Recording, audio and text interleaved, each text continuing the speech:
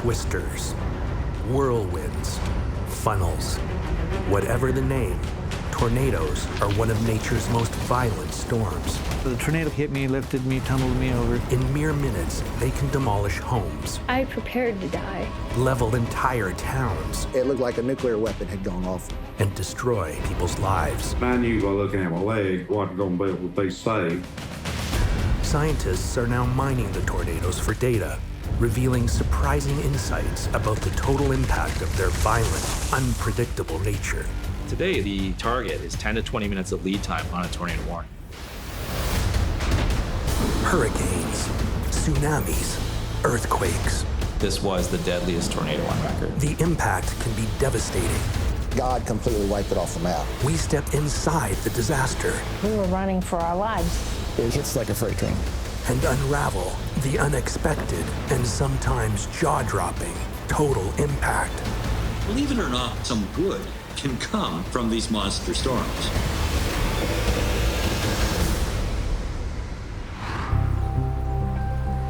It's a beautiful Sunday afternoon. At Joplin High School, the class of 2011 has just finished their graduation ceremony. It's an exciting day, filled with anticipation and hope for the future. I go to Joplin almost every year to photograph the high school graduation. It was a sunny day. Blue skies, pretty clouds. Joplin, Missouri is a small city along the classic Route 66. It's your normal Midwestern town. We lived in a small subdivision out there, just far enough away from town, but it was still a very tight-knit community. With graduation over, Stacy wraps up her day and gets ready to head home. We photographed the graduation, and I remember packing up all our equipment. So I walked out the front door, and a gentleman opened the door and said, "Hey, do you need help?" And I'm like, "No." And he said, "Well, it's really humid today. I think we're gonna get like a storm or something." And I was like, "Yeah, it's hot."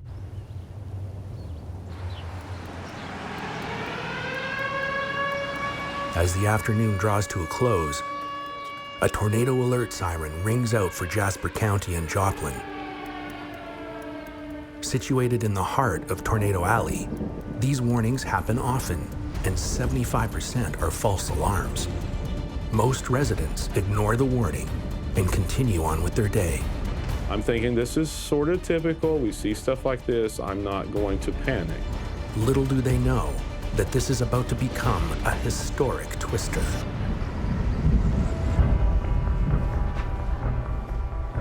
Dusty is in the midst of work prepping for surgery. We had scheduled to perform a hip incision and drainage for an infection the patient had gotten in the hip. It's a routine surgery as far as the technicality, but it is an emergency that you have to get to pretty quickly, or the patient will continue to get sick and become toxic or septic. With her radio off, Stacy begins to drive home. She doesn't hear the tornado warning or the sirens. I live in Kansas City, Missouri, and it is about 200 miles to Joplin. Knowing I had a 2-hour drive, I stopped at the gas station to get a drink. The clerk was listening to the radio, and he told me that there was weather coming into Joplin. I kind of thought, oh, well, I'm going out of town. It's not going to affect me. But before Stacy can leave, a man convinces her to wait the storm out in the gas station, just to be safe. Dusty hears the first indication that something is amiss over the hospital's loudspeaker. We heard code gray right as the patient went to sleep. It was just a code for the hospital to notify everyone in the hospital overhead that there was a severe weather threat in the area. Oh, I wasn't worried at all. Those happen all the time. Anytime there's a big thunderstorm or something, they call it or the sirens go off in town. So not that it's anybody's crying wolf, but it's not something you get excited about. I'd ask the anesthesiologist, is it okay if we continue? Because even though I'm doing the surgery, they're kind of in charge of things as far as keeping the patient safe. And she said, look, this is an emergent surgery and we have to do it, so let's just do it. Outside, the skies darken and the wind picks up. And I thought, well, you know, if there's going to be a tornado, I want to take pictures of the tornado. So I grabbed my camera, grabbed an SD card, made sure my battery was good, grabbed my car keys, and I ran into the store because by then it was completely dark. I really didn't anticipate it being something so big. You know, I just thought, wow, it would be great to get pictures of a tornado. You know, not many people get to do that. Although tornadoes are common in the Midwest, a unique set of conditions are required for them to form. Like, you can see little huge clouds going around. Look at that! So the key to how a thunderstorm develops a tornado is the updraft. Usually the downdraft from the storm wrapping around and causing it to converge into a small point. And that creates the tornado conditions at the ground. There was about 18 people already in the gas station. I kind of stood by the windows because I wanted to get a shot of the tornado. The glass broke. We all rushed back to the back of the gas station. The wind was going so fast through the gas station that the walls were kind of shaking in, and we can feel cool air. Somebody said, "Hey, what's behind that door?" He said, "It's a cooler." So somebody opened the door. We ran into the cooler. We all kind of crouched down inside of there. At the hospital, a shift in the air sets off a warning bell in Dusty's head.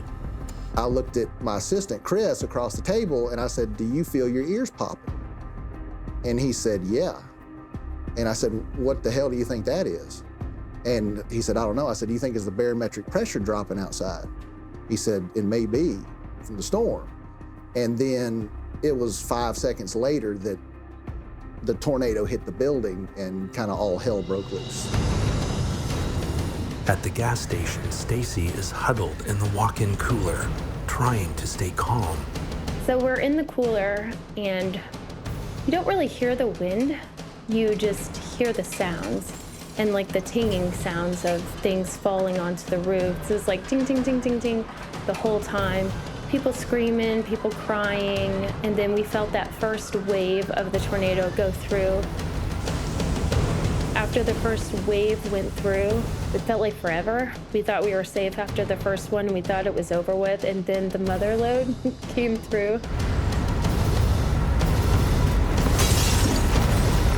Oh my gosh! As a tornado hits a hospital in Joplin, Missouri, Listen to it! surgeon Dr. Dusty Smith and his team are plunged into darkness in the middle of an operation. Everything just blew up at once. The walls blew up, the ceiling fell in, water started spewing from the walls where the pipes were. It just felt like a bomb detonated. I just said, okay, we'll continue. Luckily, the extra tech in the room had a flashlight to turn on and shine it in the wound so that we could keep working. While Stacy and the others from the gas station huddle in the walk-in refrigerator, mayhem reigns outside their tiny metal safe house. The tornado rips apart the gas station. It sounds like a war zone outside the refrigerator. It just felt like we were in this like sacred little box. It just felt like we were in this box with 20 people, hearing the wind, hearing the noise, you know, feeling the coolness, hearing the thunder, seeing lightning flashes. I screamed at the top of my lungs the whole time. I prepared to die. This is an EF5 tornado, the highest rating on the enhanced Fujita scale and the most catastrophic. With tornadoes, you obviously can't put an instrument in its way every time and hope to know how strong it was. So we actually rate tornadoes based on the damage that they cause. EF0, which is the weakest, starts at about 90 kilometers an hour, to the strongest at top end, an EF5, and that's 315 kilometers an hour and greater. EF4, all the walls are down. Basically, the house is destroyed. And if you get to EF5, all of that debris gets wiped right off the foundation. That's how strong the tornado is. EF5s are rare. Only about 2% of known tornadoes in the US are EF5s. But like the tri-state tornado, when they hit, the impact is catastrophic. The tri-state tornado occurred on March 18th, 1925. It traveled 350 kilometers Began in Missouri, traveled through Illinois, and ended up in Indiana, giving it the tri-state name. The width of this tornado was almost 2 kilometers, and it was moving at about 100 kilometers per hour. This was a long duration, long track tornado, lasted 3.5 hours.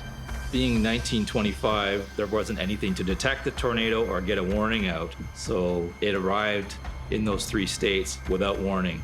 It's the deadliest known tornado in US history at 695 deaths and over 2,000 injuries.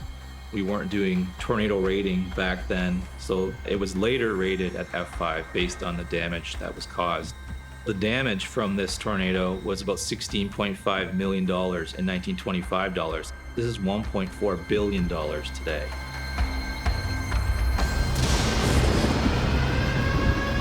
Thad is working in the church when the tornado sirens sound. He and his colleagues take cover in the church basement. I'm watching the weather, trying to figure out what's going on. I'm on the phone with my dad, and he's telling me it doesn't look very good over here. My mom and dad are on the west side of Joplin. So in the middle of my phone call, it goes dead. I'm listening to the sirens, I'm seeing the green skies, I've lost my dad's contact on the phone, I'm trying to call him back, I can't get a hold of him. So I'm getting concerned. For Dr. Dusty and his team, the storm is about to become a life-threatening situation. The tornado took off the back end of the hospital. Then the wind came inside and it blew the doors to the operating room open, which debris was flying in. And luckily, my physician's assistant dove at the doors and then pushed the doors closed. The patient's wide open. I was just trying to cover the wound the best I could while Chris was holding the doors closed. And I remember at some point, Chris looking at me saying, I don't think I can hold the doors any longer. And I said, brother, you got to.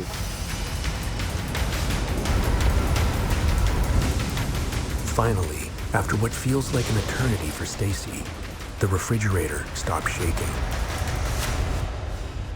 They can no longer hear the world outside crumbling. There was like a calmness, and we all were like saying, I love you, man. You know, like, for me, I was quiet because I was just relieved. I just wanted to go. I wanted to get out of there. So we tried to go through the door that we came through, but there was so much debris in the gas station. We were stuck inside that cooler. Things are no better in the operating room. With the surgery complete, Dusty and his team need to get the patient to the recovery unit, but it's easier said than done. When we opened the doors of the room, there was a large pile of rubble and debris blocking the doorway. And when we entered the hallway, it looked like a movie scene, without a better way to say it. There were sparks flying. The smell of gas was incredible. I remember telling my PA, hey, do you smell the gas? And he said, yeah. I said, well, I hope these damn sparks don't ignite it. So we couldn't go get the gurney and just wheel it into the room. We had to go out there, crawl over the debris, grab it, and then crawl back over the debris into the room, put the patient on the table, and then carry the patient over the debris again and into the recovery room. It was just a surreal scene because they had moved all the patients from the emergency room into the recovery room because the emergency room got hit directly as well. It looked like a bad MASH episode in there. It was just complete chaos. Once we got done and got the patient to safety, then I clicked into father mode. But with no cell phone service, Dusty can't reach his family. He has no idea if they're okay. My physician's assistant and I went out back toward the parking lot, hoping to find our cars. It looked like a nuclear weapon had gone off outside.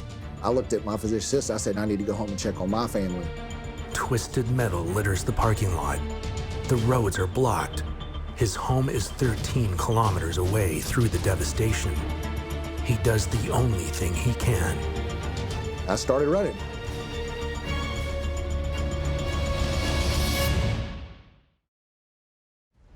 "30 minutes after the first warning sirens, reports begin to emerge that an EF5 tornado has hit Joplin, Missouri. Survivors, now trapped inside the twisted remains of a walk-in cooler at a gas station, are desperate to find a way to escape. We started smelling gas, and we thought the gas station's gonna blow up. We were stuck inside that cooler.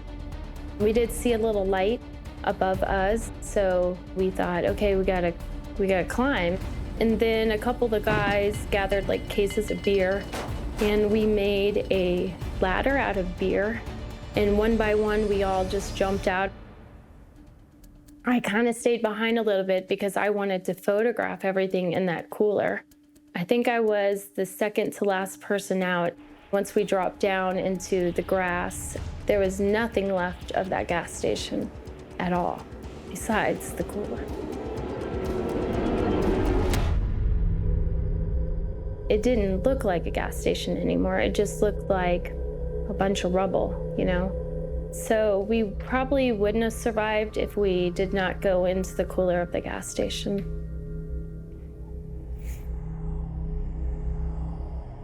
As the gas station survivors come to grips with the destruction around them, Dusty takes off headlong into the devastation. The streets were completely blocked. There was power lines down, parts of the street were just gone. There was no way you were going to drive home or anything. I had to get home somehow. My home is about 8 miles from the hospital, so I took off running. I'm in decent shape, but I don't run. But at that time, I could have run whatever to get home, because now that's all on my mind. And all I'm doing is thinking about my family. After the tornado passes, a man runs into the church and tells Thad and his colleagues that Joplin has been wiped out. The city Thad grew up in, where his elderly parents live, is gone. I knew after seeing the hospital being hit on TV that my parents' house, being west of the hospital, had already been hit. So at that point, I knew I had to do something. Stacy stumbles into the street, stunned at the devastation. The 20 survivors from the refrigerator exchange phone numbers. In those few minutes, they've developed a bond that will last a lifetime. They hug before parting ways, in search of answers about their families. My car was upside down. I start walking down the street, and I had my camera in hand. I started photographing the things around me. I just kept walking and photographing and crying and looking everywhere.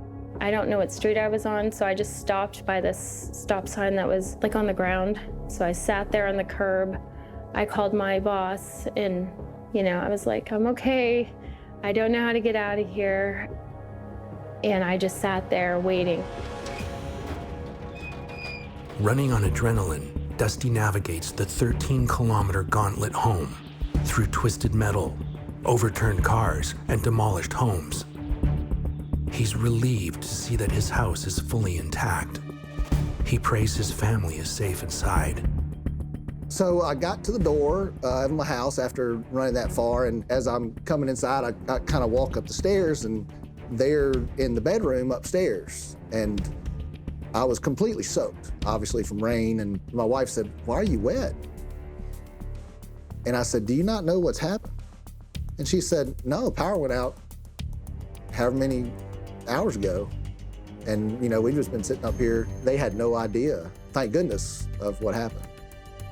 It's a stroke of luck that Dusty's family is unharmed, and evidence that tornadoes can cut a distinct line between utter annihilation and coming out completely unscathed.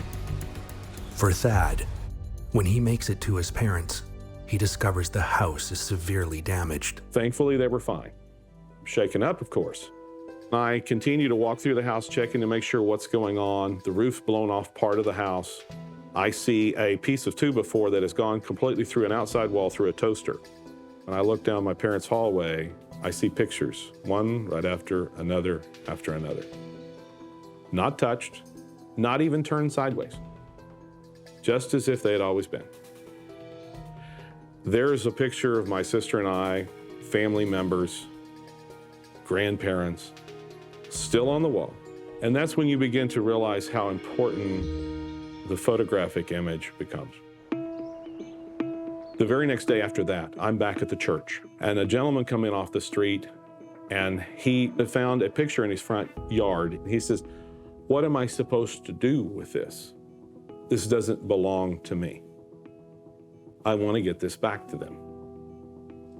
That's when the connection starts happening. Now that's where the picture is becoming more clear.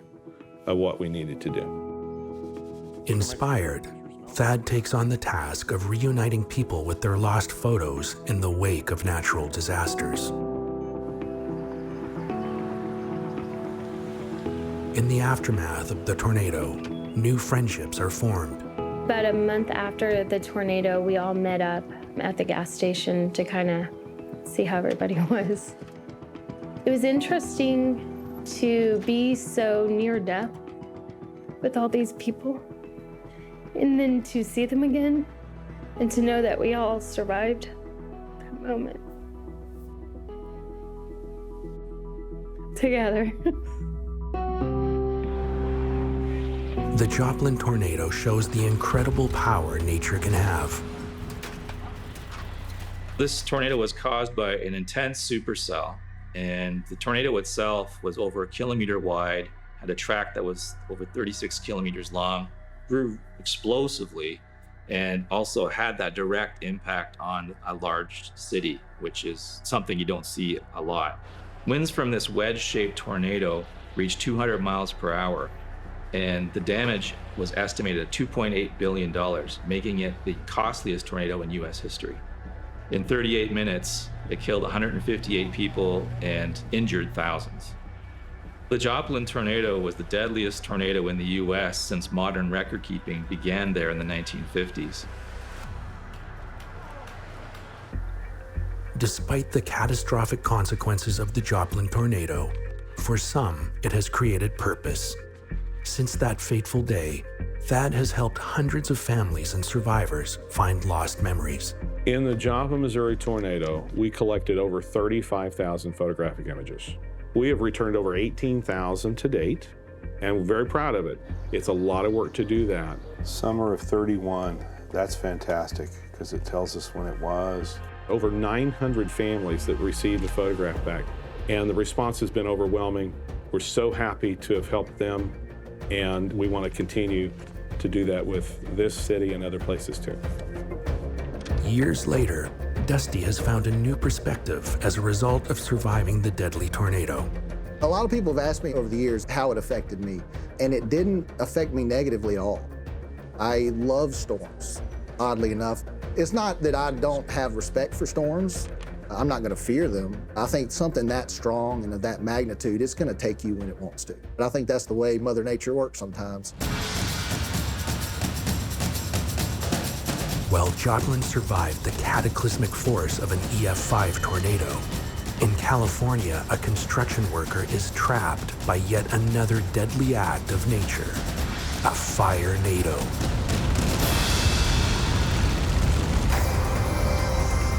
The devastating twisting winds of a tornado can rip the roof off a house in seconds and demolish entire towns in minutes.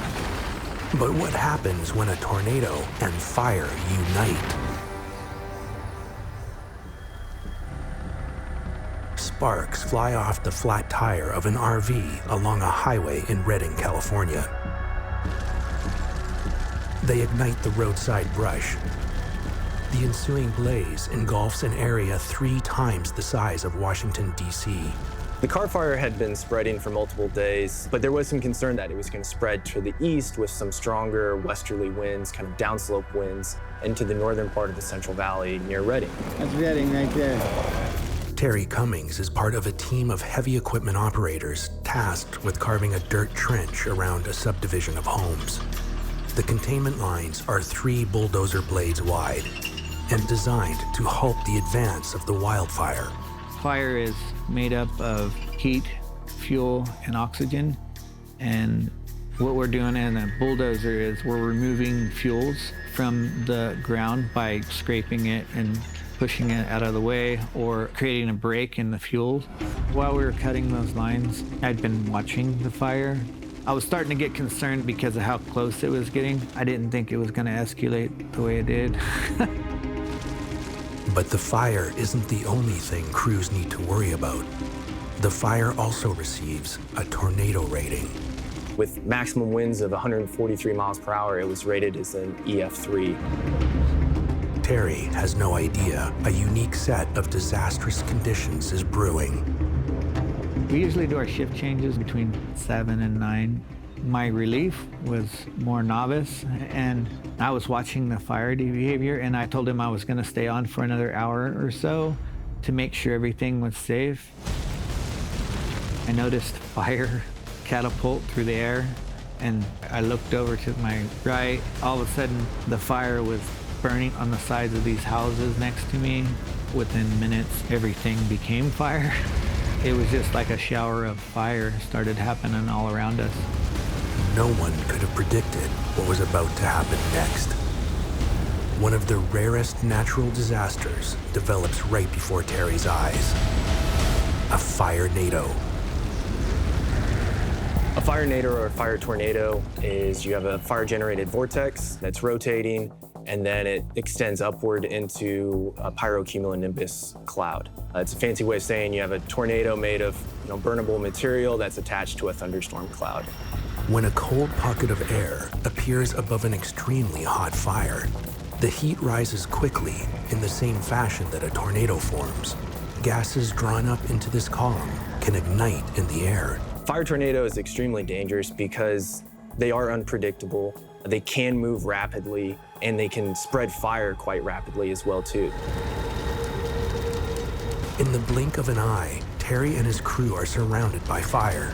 It was within minutes. There was no start or no end of the fire, just everything was engulfed. Being in the path of the fire-nado is a near hopeless situation.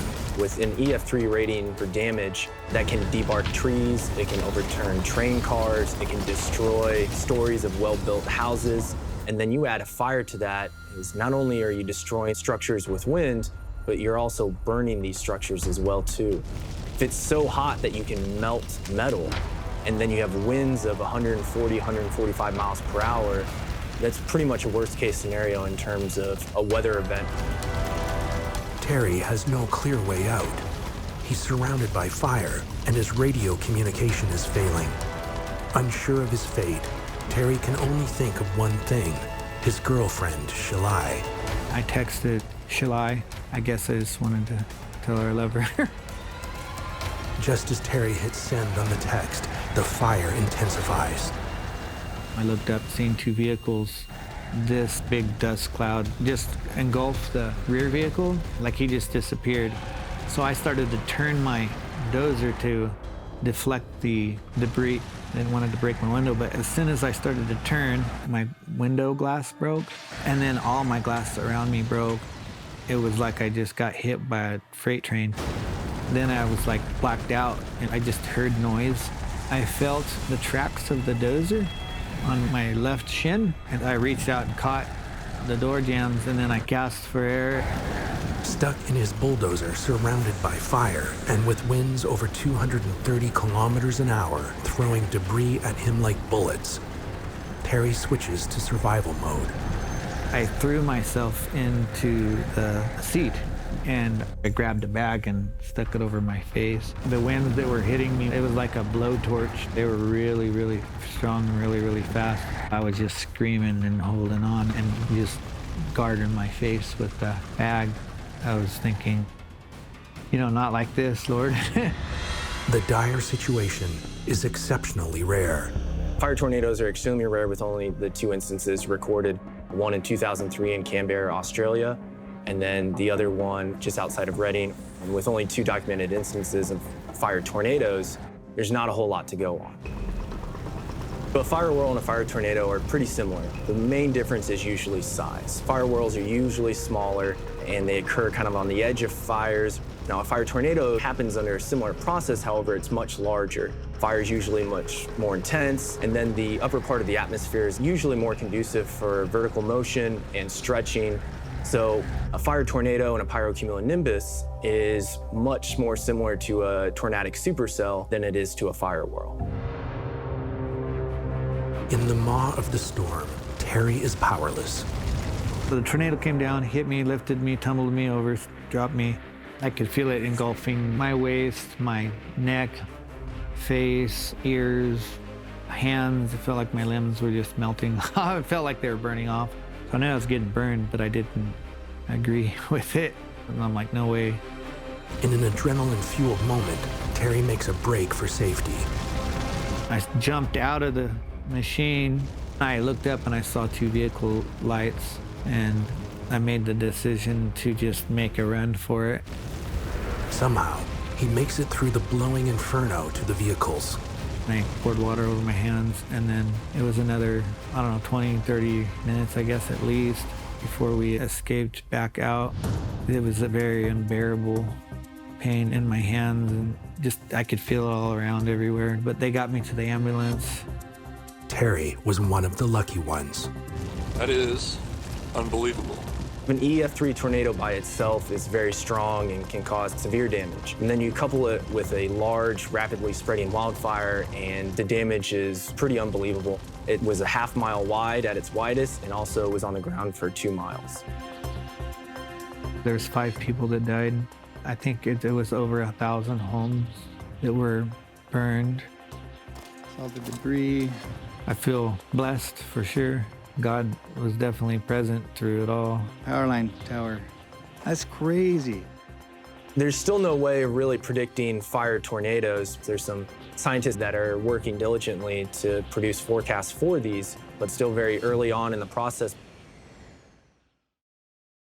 As scientists begin to untangle the rare firenado, their increasing ability to accurately measure and predict tornadoes is showing a change in when and where tornadoes occur, revealing an increase in the occurrence of the behemoth of them all, the supercell. In 2011, thousands of kilometers away from the scorched fury of a Californian firenado, another rare tornado phenomenon tears through the eastern U.S., a super outbreak. Oh my God. Oh my God. Did you see that?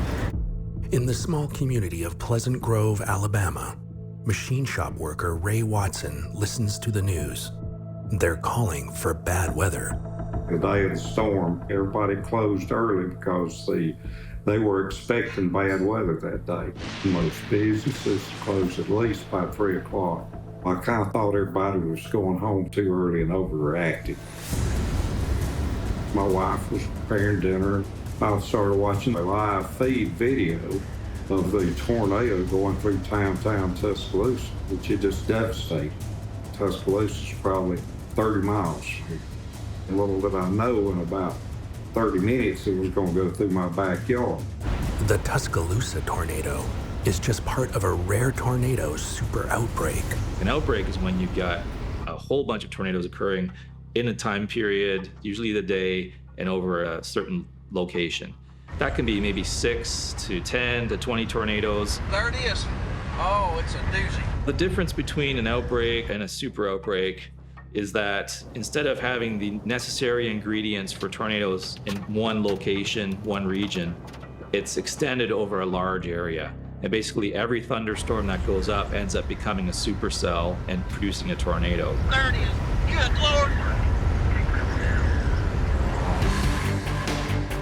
As Ray watches the news, he has no idea that the tornado heading their way is just one of an astonishing 15 tornadoes rated EF4 or higher that will touch down across Mississippi, Tennessee, Georgia, and Alabama that day. As I was watching it, it started veering only about 1.5 miles from my house. So I got my wife and I said, we got to go to the basement. Once we got in the basement, all the damage started hitting the house, and the house started shaking, and the ground started shaking. I pushed my wife into a front room that we had underneath our front porch. The roof of that room was a concrete slab. When we stepped in there, I said, well, the house just left. The sound of that house being ripped off the foundation, I mean, it's just like ripping a board in half. And it was pulling water lines into it, it was pulling the gas lines, things like that. And it was just ripping everything apart. They're lucky to have made it downstairs. Even the best tornado warning systems leave little time to prepare. Before the arrival of Doppler radar in the 1980s, it was really hard to get lead time on tornadoes. You're relying on someone to see the tornado, so obviously by that time the tornado is already occurring. Today, computer models take in all kinds of data. There's millions of points of data from satellites, from weather balloons, from surface stations. all coming in and being initialized so that the model can produce a forecast. With Doppler radar, you can actually see the rotation in the supercell thunderstorm that precedes the development of the tornado. Over the last decade, computer models have gotten really good at predicting the environment in which tornadoes can develop. What it's not good at yet is the exact time, the exact location. Today, the target is 10 to 20 minutes of lead time on a tornado warning.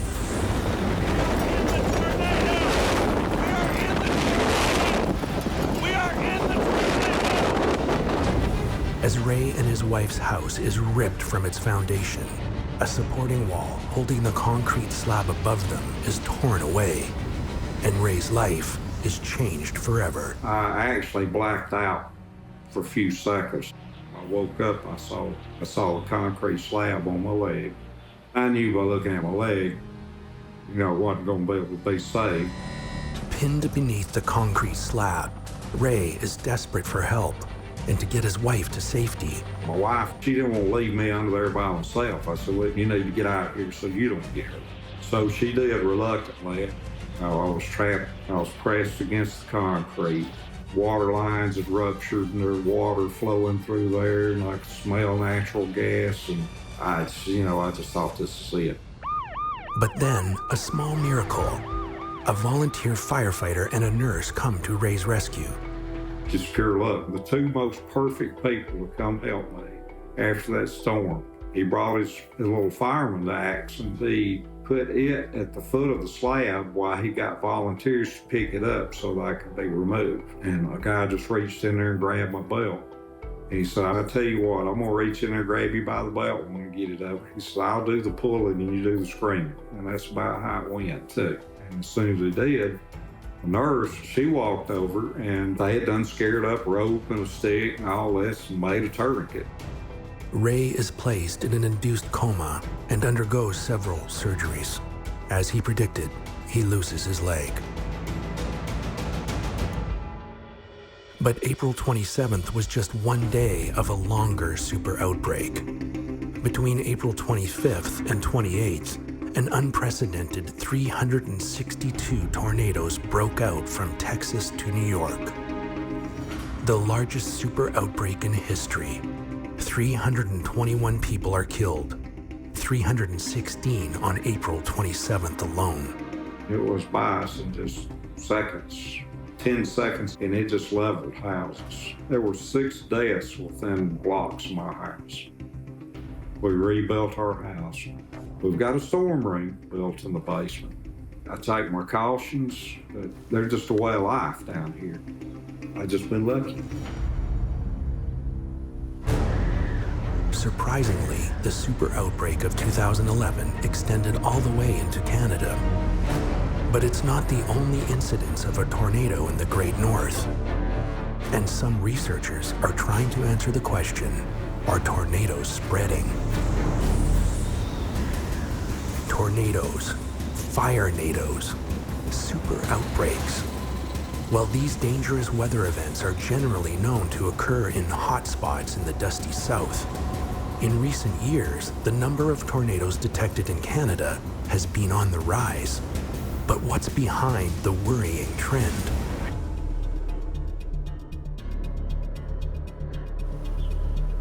It was a beautiful day. It was hot, humid, and we decided to sit on the front deck for a while, and we were having a beer.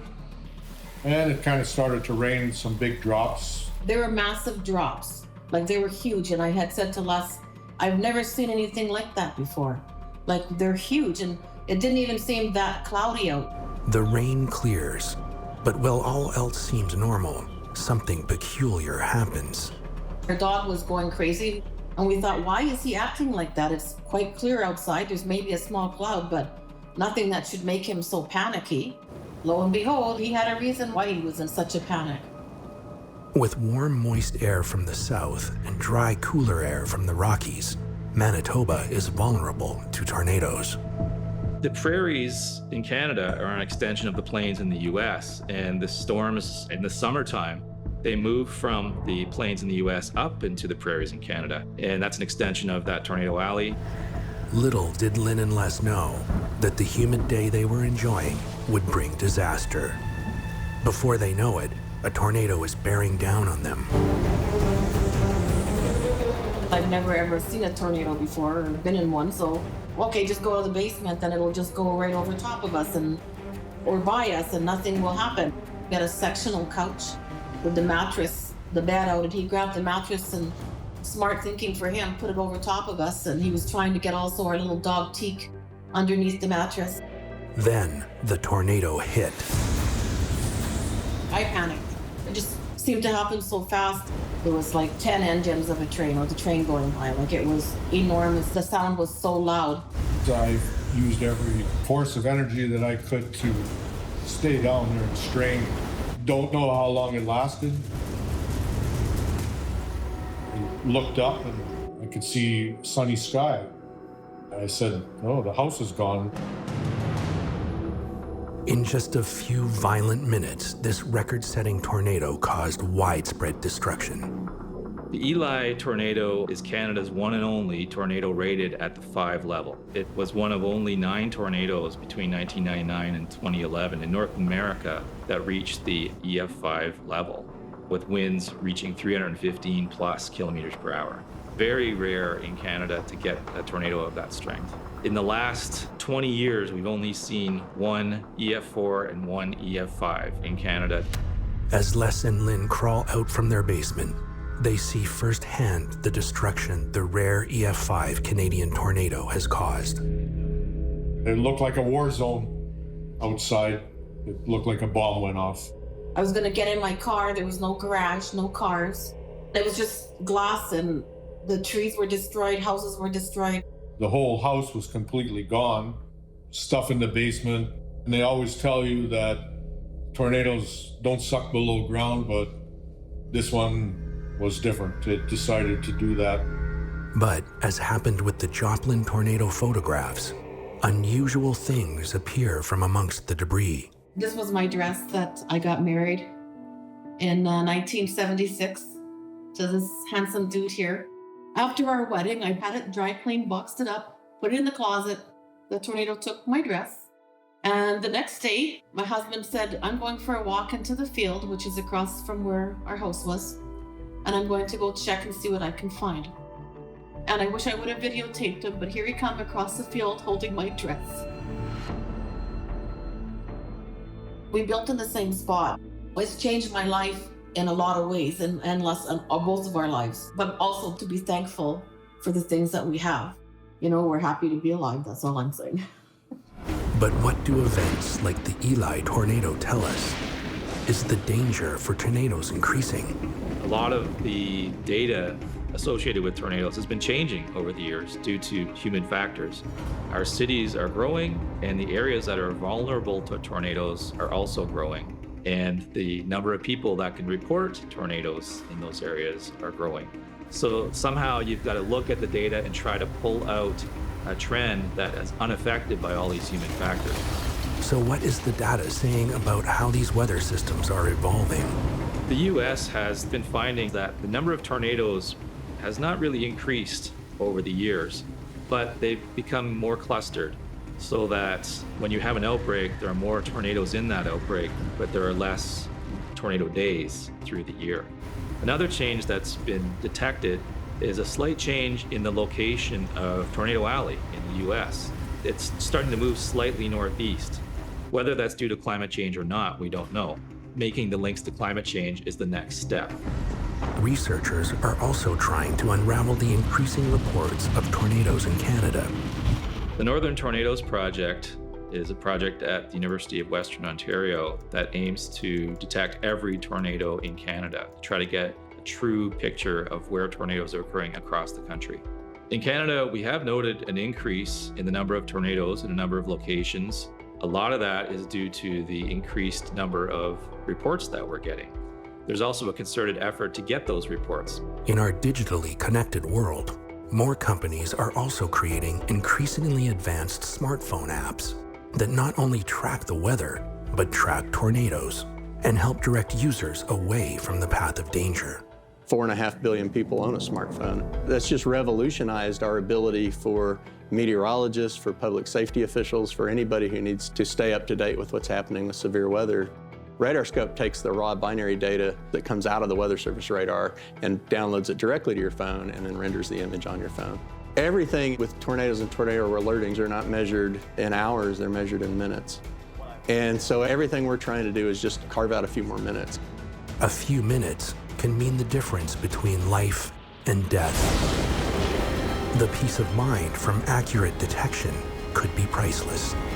My mother and I have this ongoing argument about it.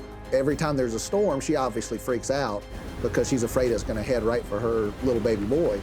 I always tell her, Mom, God and the tornadoes had a chance to get me that day, and they decided not to. And she said, boy, you have to remember, you're not 10 feet tall and indestructible. Whether the range of tornadoes is expanding isn't clear.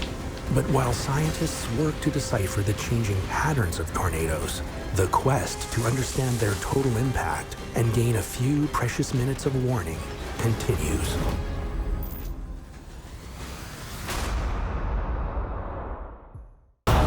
Hurricanes, typhoons, cyclones. These are the most powerful storms on Earth. The water was so high, when I opened the door, it gushed me back. It just obliterated the islands of the Bahamas. It's a fight for survival. No food, no water. For man. There are people in life and death situations. And beast. There was no way that I was gonna leave the dogs outside. But the total impact of a hurricane can sometimes reveal surprising discoveries. It almost created this a unique natural experiment. Hurricanes, tsunamis, earthquakes. This was the deadliest tornado on record. The impact can be devastating. God completely wiped it off the map. We step inside the disaster. We were running for our lives. It hits like a freight train. And unravel the unexpected and sometimes jaw-dropping total impact. Believe it or not, some good can come from these monster storms.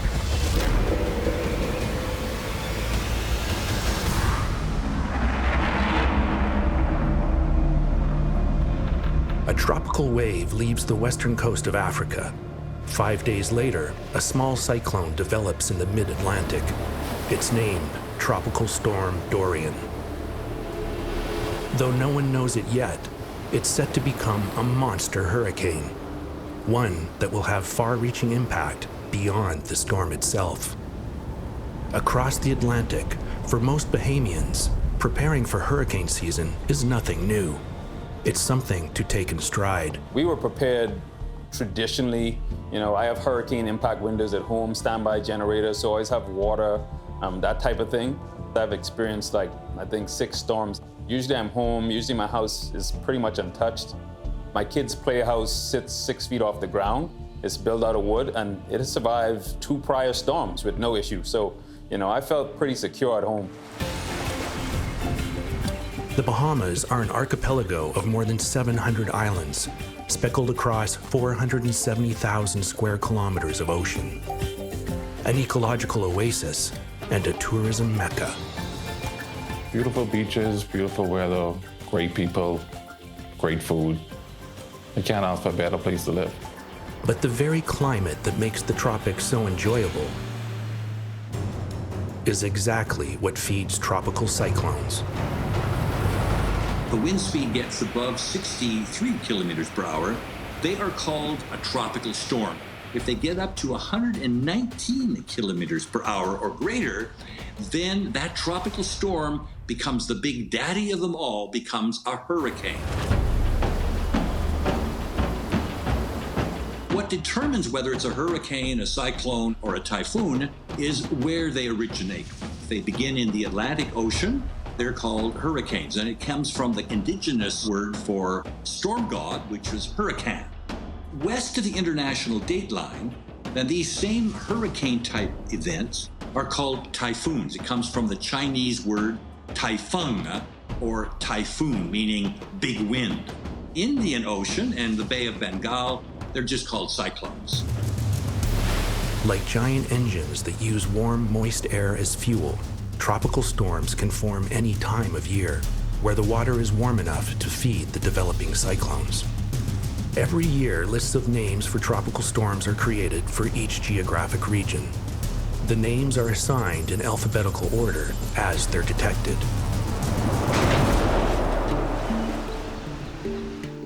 South of Grand Bahama Island on New Providence Island, Crazy, crazy, crazy.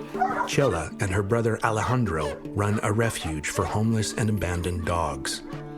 I came to the Bahamas because I met somebody, and I thought it was gonna be my dream, my fairy tale, but there were dogs everywhere.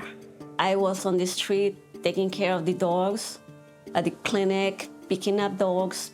After 10 years, I was given a choice, the dogs or the marriage. And the dogs needed me. I don't think the dogs were gonna find another me.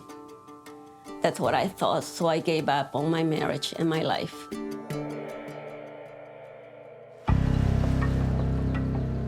As Tropical Storm Dorian heads towards the Caribbean, Chela and Alejandro keep busy with the dogs like nothing's happening. It was in the news as a tropical storm, which we deal with it constantly, so there was nothing to worry about it.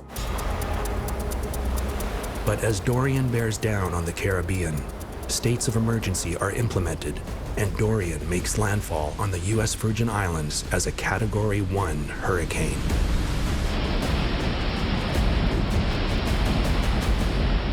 There are 5 categories of hurricanes. Category 1 has sustained winds of 119 kilometers per hour or more. Miraculously, Dorian passes through much of the Caribbean with relatively little damage. As Dorian sweeps north towards the Bahamas, it's upgraded to a Category 2 hurricane. Along the coast of Grand Bahama, Stefan begins securing his newly built home as his wife heads inland to stay with family. Everybody in Grand Bahama, around my neighborhood, trying to get plywood, trying to board up their house, trying to get supplies, trying to make their house secure. As the hurricane approaches, Deshaun messages Jensen, asking him to fuel up their jet skis. After the storm, getting fuel is very difficult, so I wanted them to be just full of fuel. Usually we'd go out and ride and assess damage by sea after the storm. After filling them, I jokingly post on social media stating, if anyone needs rescues, we're here to help. We didn't expect to use our jet skis during the hurricane. That was the last thing what was on my mind. Little do they know, things are about to change. Monitoring the threat, an NOAA flight heads directly above the growing hurricane and deploys a dropsonde. Inside, they have sensors for measuring temperature, pressure, humidity, wind direction, and speed. It's like doing a CAT scan of a hurricane. They are extremely valuable in understanding the anatomy of these tropical storms. Residents of the Bahamas receive shocking news. Dorian has grown to a Category 5 hurricane. 5 is lumping all of the ones that would be winds in excess of 250 kilometers per hour. This is what we call catastrophic. It's really a life changer. A brick home can be flattened. Entire trees would just be picked up and carried like sticks and just tossed like javelins. The damage is, it looks like a war zone. Warnings are issued to take immediate cover. The police state that if the warnings are not heeded, the end could be fatal. On New Providence, Chela is running an errand when she hears the news. I went to the vet and they were securing the clinic, and I thought it was gonna be just a tropical storm. I said, no, it's a hurricane Category 5. So I came to the refuge. I told my brother, collect all of the hurricane shutters. We are in trouble because we haven't done anything. Dozens of makeshift shelters house the rescue's 80 dogs. There's no way they'll withstand a Category 5 storm. Chela knows they need to act fast. There was no way that I was gonna leave the dogs outside. We dismantled the dog houses, the canopies, the tents, and we moved the dogs inside. There's no time to waste. If the storm is anything like the Labor Day hurricane, things could go from bad to worse quickly. In 1935, there was an infamous hurricane called the Labor Day hurricane. This was not just a 5. This was like a super 5 at 298 kilometers per hour. And it was the strongest wind from a landfalling hurricane in history that had ever been known. It totally obliterated small towns in that area, took out trains, took out railway lines. I think it killed about 423 people. The storm destroyed almost everything along a 65-kilometer strip of the Florida Keys. Those who live on the small islands of the Bahamas can only hope that Dorian won't hit full force. With 80 rescue dogs already in the house, the thought of homeless dogs out on the streets in a Category 5 hurricane is more than Chela can bear. She heads out to find more strays in need of help. We knew that something bad was coming our way, and I tried to rush and grab as many dogs as I could. Chela rescues 17 more dogs, but the storm becomes too intense. With 97 dogs inside the house, 79 in her master bedroom alone, Chela finally closes the door. The wind already was just going crazy, and by the time I had everybody in the house, we just closed ourselves in. Chela begins to document the ordeal over social media. Everyone here gets along and welcome their newcomers with tail wags, because they know that they are their brothers and sisters in suffering on the streets. Each of my babies deserve to have loving homes, so please, I am begging to rescues to help them. My heart is breaking that I left so many on the streets.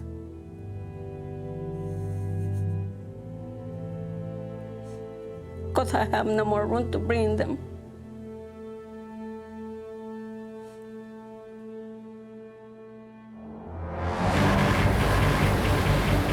Chela has some time to post pictures before she loses power.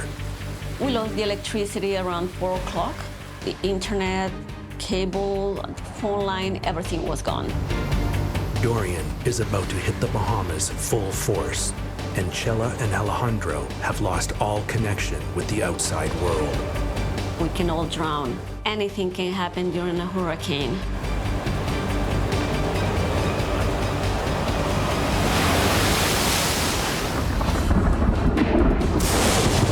During the night, Hurricane Dorian hits the Bahamas full force. After staying behind to secure his family's home, Stefan wakes up with a shock. I was sleeping at the time when the hurricane was here. Me and my dog, Coco, that's who wake me up. Because her bed started floating on the floor, and she started barking to alarm me. So when I get out of bed and I put my foot on the floor, I felt water about that high. I said, oh man, it's down here already. So I got up. When I got up and I opened up my room door, the water was so high, and when I opened the door, it pushed me back. Stefan and Coco are trapped. There's nowhere to go. It's often the storm surge, which is the killer aspect of a hurricane. You can survive the winds and the heavy rains, but boy, that wall of water that comes across the beach, comes right inland for several kilometers, can be really very destructive. You take a cubic meter of water, it weighs about 1,000 kilograms. That can pound and demolish structures. It's these timbers, it's 2x4s, it's glass and doors that get rushed into this water. Lower levels of strong, sturdy buildings are destroyed. It's really a force, a huge force of nature that can kill people.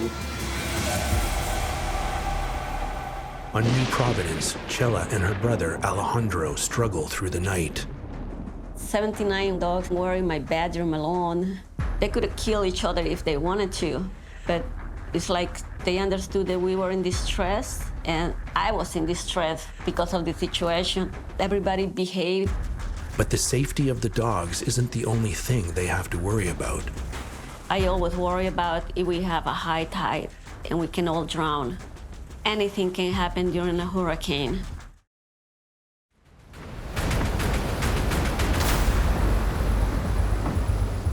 North, on Grand Bahama, Stefan searches for a place to escape his flooding home. There's only one place to go. And I walk in the house, coming into the side here, and waste water, going to get the ladder, carry it to the manhole so I could go up, because my ceiling high, you know. So I had to use a ladder to get up in the manhole, and I carry my dog up there with me. Stefan and Coco are stranded in the attic of his bungalow. To make matters worse, his cell phone has fallen into the water. He's completely cut off from the outside world. And no one could reach me, couldn't talk to me no more. That was why people thought I was, dead or, gone, It's a terrifying night for Stefan, and he isn't the only one in desperate need of help. The east end of Freeport, Grand Bahama, is nearly completely submerged. As residents struggle to find higher ground, Deshaun learns that friends are trapped in their attic. I told him, hey, my jet ski's full of gas. I'm going to try to come and get you guys. Deshaun rallies together volunteers from his neighborhood. They drive as far as they can before the water stops them. This is the ocean, a good 200 feet further than when we came earlier. They unload their jet skis and take to the flooded streets. It was insanely dangerous, wildly scary. The wind was blowing profusely at this point.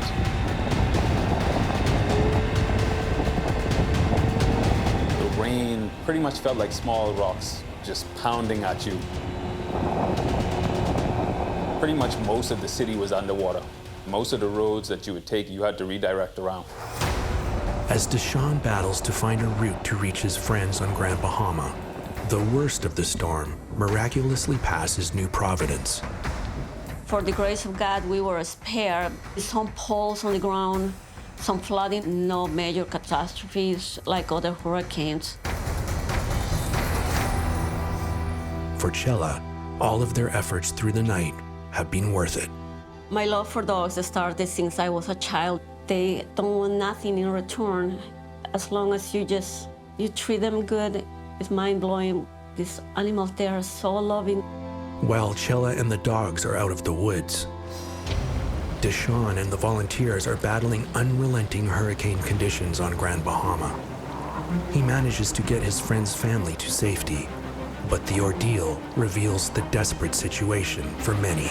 I found some young guys outside pleading for help for some people. There was a lady and her daughter just on the top of her car, just sitting out in the middle of the storm. And nearby, there was one woman that had a newborn baby in a styrofoam cooler. When I found her, the baby was staying afloat in this because the water levels, they were in the house. The house water was about 5-6 feet, and a pregnant lady in one house.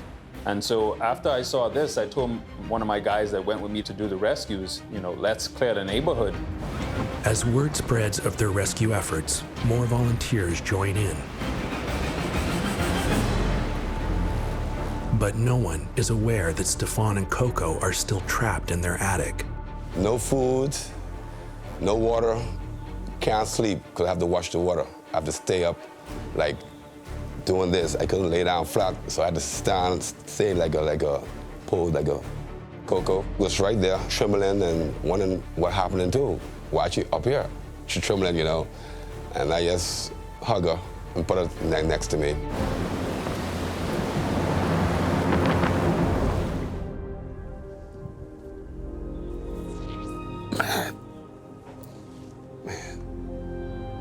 Bring back memories, man.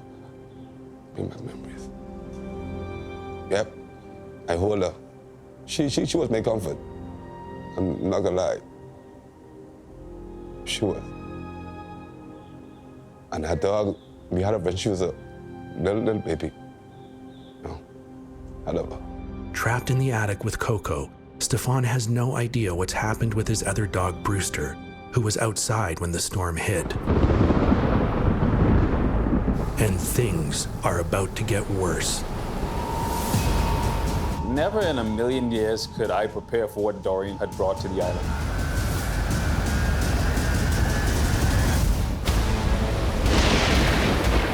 Around the world, the total impact of hurricanes like Dorian are hitting in unexpected ways. But on the island of Grand Bahama, as water levels continue to rise, a nightmare scenario unfolds. Late on September 1st, Dorian stalls just north of Grand Bahama. Typically, hurricanes move at a speed of maybe 8 to 12 kilometers per hour. Now, what happened, though, was very unfortunate because it slowed right down.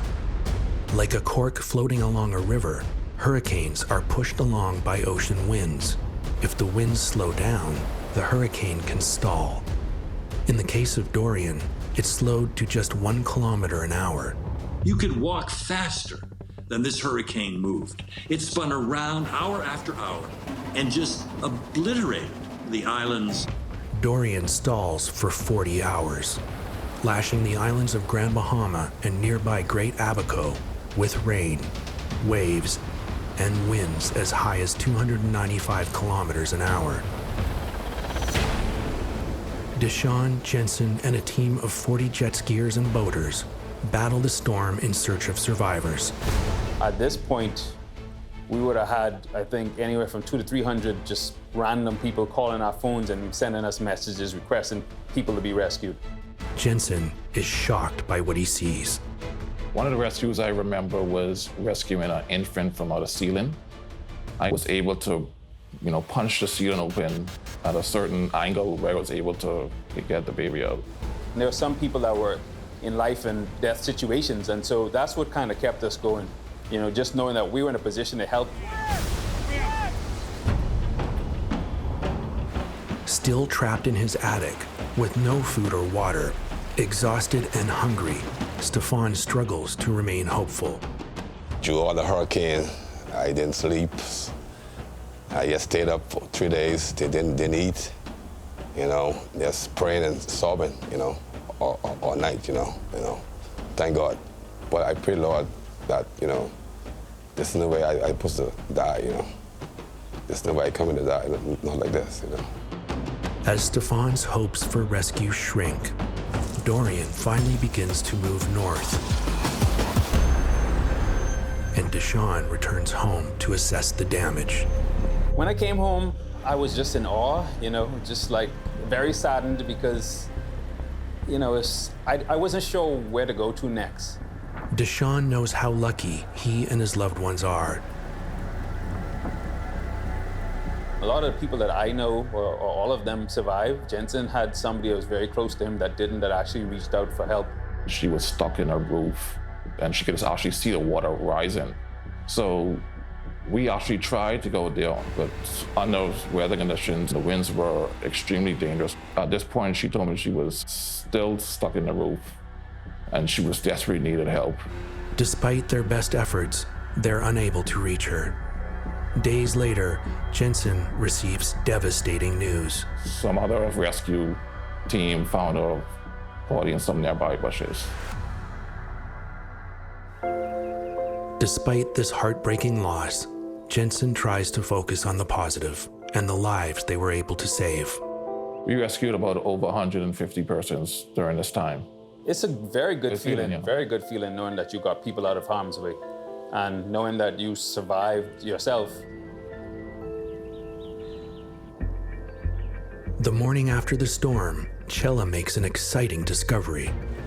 After we clean up the debris at the refuge, I went to a coffee shop looking for internet because I needed to know what was happening. I needed for my family to know that we were okay. The owner lets her in on some incredible news. The storm has created a remarkable opportunity for Chella's dog rescue. He said, Chella is crazy. Check the fundraiser, check the pages. Your pictures went viral. It's everywhere, everybody is sharing it. I never, in a million years, I thought that those pictures were gonna be a sensation. It was insane. Donations for the refuge pour in. People around the world work to help rehome the dogs. Everybody all of a sudden knew of my dogs. I was able to send 79 dogs in 2 days to rehome, and pretty much everybody by now had been adopted. That was the good news about the hurricane. It took a major devastation for my dogs to find a window of opportunity to leave the Bahamas. It completes me knowing that I started something and I finished it till the end, and the end was when they found the happiness that they deserved. As the waters in his home begin to recede, Stefan and Coco are finally able to climb down from the attic.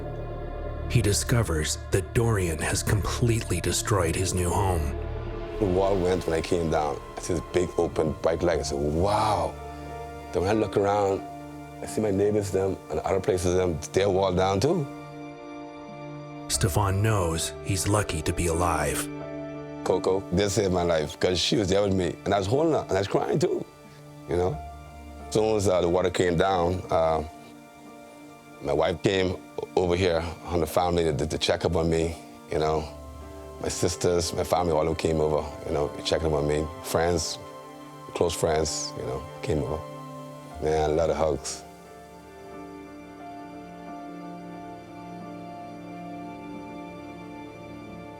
Oh, man, a lot of hugs. A lot of hugs. I needed that, you know, but they was worrying too. Bad. They was worrying.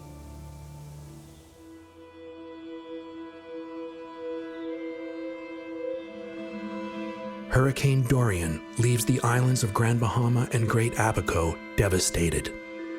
If the categories of storms were extended at 295 kilometers an hour, Dorian would be classified as a Category 6 hurricane. When storms are particularly deadly or costly, their names can be retired, never to be used again. In a strange twist, in 2020, the committee that makes these choices is unable to meet due to the worldwide COVID-19 pandemic. Because names are only recycled every 6 years, the committee has until 2025 to retire the name. But Dorian will likely be retired. In the wake of Dorian, there is strength and renewal. You know, Grand Bahamians are resilient. I tell people we are hurricane experts, if there is such a thing. I took a greater appreciation on life and lived life for the moment. 3 days after Stefan and Coco climbed down from the attic, KK, you didn't hear me call his name? We started wagging the tail, he started coming close. a miracle. Brewster has found his way home. Beaming people, we warriors, man, we go for it. Yeah, Brewster. New beginning now. Coming big and stronger, that's all. He's so happy, he won't let me go, boy. While the power of a hurricane can be devastating, the total impact can also have astonishing outcomes, as a hurricane ends a drought. It's a little part of the accounting. It's on the other side of the ledger. I sometimes think tropical storms and hurricanes are given a bum rap. You know, believe it or not, there's some good that can come from these monster storms. Take cities along the eastern seaboard of the United States. What would they do for rainfall if they didn't have hurricanes? You'd have a lot of reservoirs that would go dry. You'd have terrible drought periods. You'd have not water for irrigation. Wells would go dry. And so we actually depend sometimes on the rainwaters. 7 years before Hurricane Dorian, and over 700 kilometers northwest of the Bahamas, the southeastern U.S. is a tinderbox.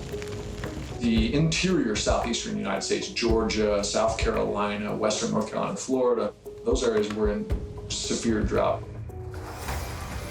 Northern Florida is hard hit, with 18 wildfires raging.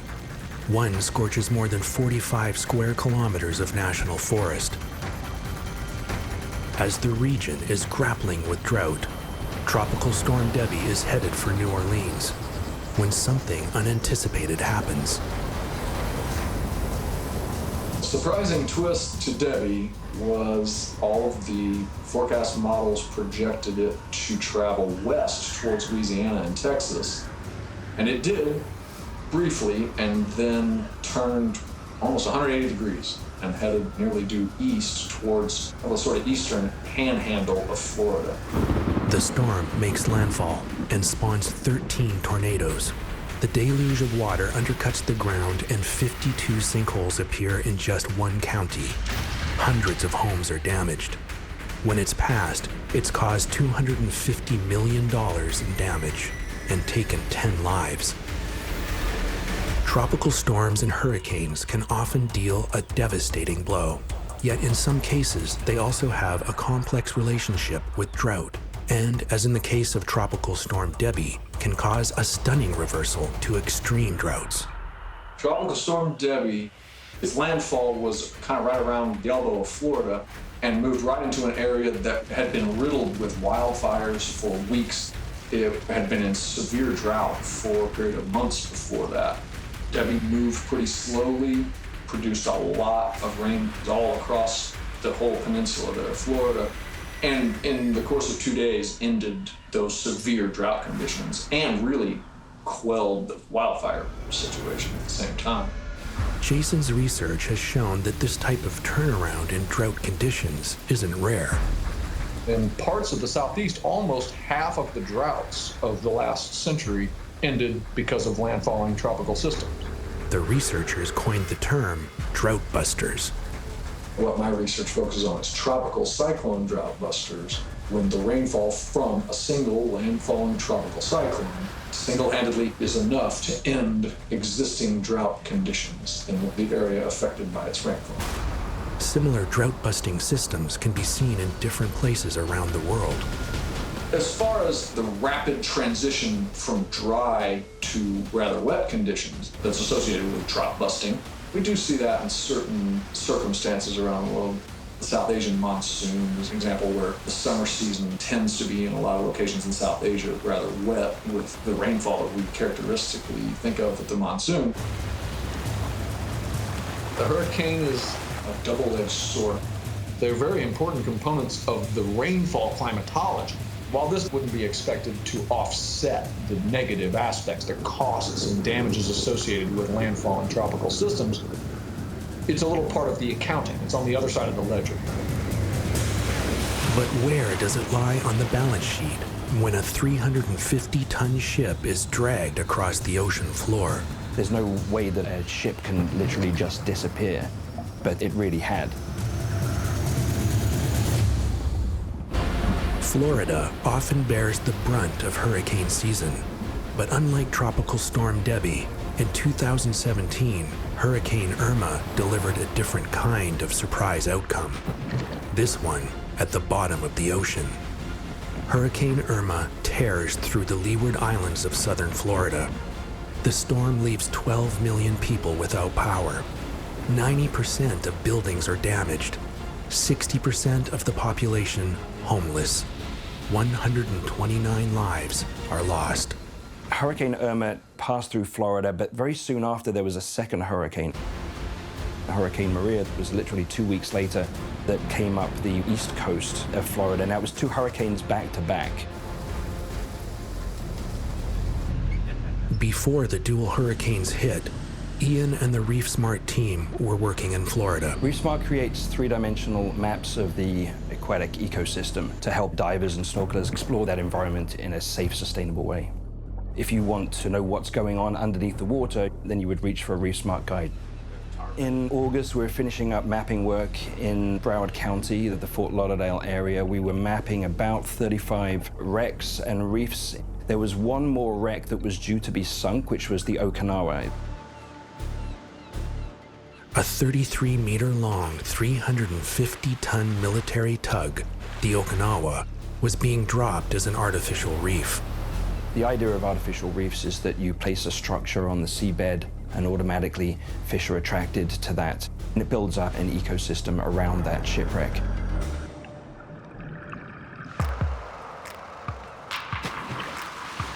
So we visited the Okinawa about a week to 10 days later. It was sitting perfectly on the bottom, upright at about 70 feet in a north-south orientation. The fact that it was sitting upright was perfect. And if a wreck is slightly tilted, it makes you a little bit disoriented when you get into the wreck. So this wreck had been dropped perfectly on the seabed. The ReefSmart team is finishing their Florida work when they hear about the impending hurricanes.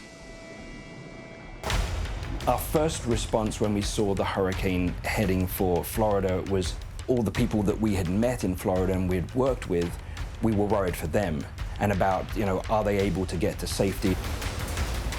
Soon after Ian and the team arrive home in Montreal and the hurricanes have passed through Florida, they receive some unbelievable news. We started getting the calls pretty soon after we arrived in Montreal. The phone started pinging. It was some of the dive centers that we had worked with in Florida had gone down and literally dropped off the boat at the GPS coordinates of the Okinawa and said, it's just not there. We're just saying, check the GPS coordinates. There's no way that a ship can literally just disappear, but it really had. I think it took a second dive center to go there and confirm, yes, it is actually gone. But where could a 350-ton ghost ship have just disappeared to? Aren't waters supposed to be calm under the surface? We weren't sure at that point whether it had literally been blown to pieces or whether it had just been moved. The thing is that the wreck was very new and structurally sound, so it was unlikely that it could just be broken up that quickly. So the dive centers started doing a search pattern around those GPS coordinates, just increasingly getting larger circles around that point, trying to find where the structure is using the depth sounder until all of a sudden they ping something that's not flat seabed at 70 feet. They found the structure about 200 feet away.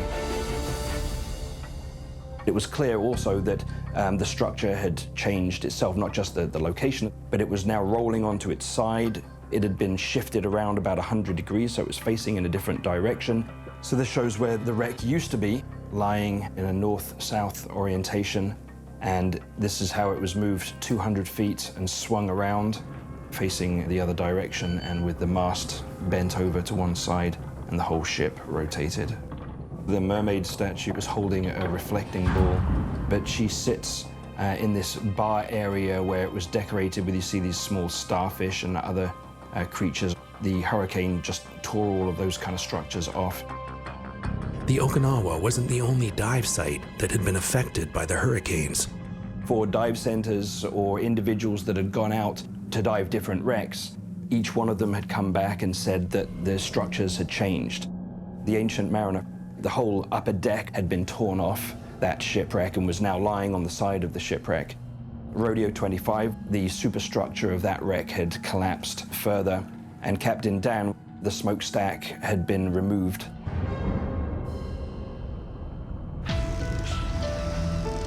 The 3D mapping work done by ReefSmart before the hurricane gave an opportunity to learn how and why the wrecks had been affected in such different ways. We started to try and figure out why some shipwrecks changed in the way that they did. And this was the scientists and as big as the team at ReefSmart are all marine biologists, so we were fascinated that we had this sort of strange experiment that we hadn't planned to capture but had.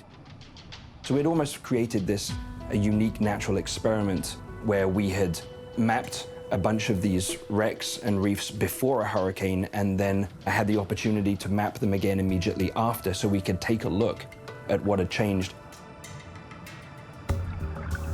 We started asking ourselves some questions about why the Okinawa moved in the way that it did. It was obviously a new wreck, so it had really just was resting on the seabed rather than sort of slightly buried into the seabed, but it was also positioned parallel to the oncoming waves.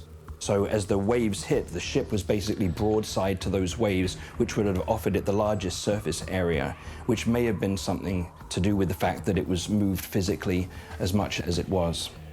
Some of the other wrecks that had been down longer had not been physically moved, because my suspicion is that they had nestled down into the sediment a little bit more. They'd been there, sometimes more than a decade, so they'd almost become part of the seabed. The hurricanes obviously create a lot of wind, and that wind creates waves, and there's also currents that can move the seawater around as well. So I think it's a combination of the currents and the waves that are causing the structures on the bottom to move. It says something about the power of these storms. that they can just literally pick up a ship of that size and move it physically across the seabed. These were storms that weren't even direct hits. Neither of them had passed directly over the wreck. They had just moved the water enough to be able to pick up this ship. You kind of think sometimes that once you're down underneath the water, you're in this calm and peaceful environment, and anything that happens on the surface, you're oblivious to almost. You know, you're in your own little world, but the power of these hurricanes means that the waves and the currents are literally moving things around down there like chess pieces. It's pretty powerful stuff. With the ferocious power of hurricanes undeniable, one scientist tries to harness the amazing energy of a cyclone. An average hurricane would be the same power or force as setting off 10,000 nuclear bombs. Hurricanes, cyclones, typhoons. These deadly whirlwinds can be devastating. But could they also be a solution to the death and destruction from nuclear meltdowns and other energy disasters? A 9.0 magnitude earthquake strikes off the coast of Japan, inducing a 15-meter tsunami. The Fukushima nuclear plant is struck with devastating results. More than 18,000 people are killed, and 160,000 forced from their homes. The disaster struck home for engineer Atsushi, and in 2013, he started green tech firm Chal Energy to tackle the problem. Our life work to achieve all renewable energy society. Our generation have to change for our children, our future. He wanted to find a way to lower the death print. The death print is the number of people killed per kilowatt hour of energy produced. The pursuit of energy takes hundreds of thousands of lives every year. Atsushi was determined to find a safe, renewable form of energy. But where? His thoughts went to a common weather event in Japan, the typhoon. In Japan, so many typhoons every year. These destructive tropical cyclones can pack a hefty punch, with winds recorded at up to 345 kilometers an hour. These are the most powerful storms on Earth. They are tremendous heat engines. An average hurricane would be the same power or force as setting off 10,000 nuclear bombs. The energy created by an average hurricane is about 600 terawatts of energy. If you took the world's current electrical generating capacity, it would be about 6 terawatts. So think about it. An average hurricane would have 100 times the electrical generating capacity of the world within itself. But most of the energy from a hurricane exists in the form of water vapor that can't be captured. Just 0.25% of the energy of a hurricane is the winds. Yet that small percentage still equates to around 1.5 terawatts of energy, equivalent to over a quarter of the world's total electrical generating capacity. But is there a way to capture that energy? Could wind turbines be used? I think conventional wind turbine, they are like dinosaur. Yeah, dinosaur. So they have a long history over the 100 years. They is getting larger, but primary design is not so changed. As the wind industry has grown, their shortcomings have become clearer. Inefficient, short lifespans, large amounts of non-recyclable materials, and health issues are just some of the problems. It's estimated that more than 500,000 birds and bats are killed every year by industrial wind turbines in the US alone. Often birds killed by the wind turbine. It's a very severe problem.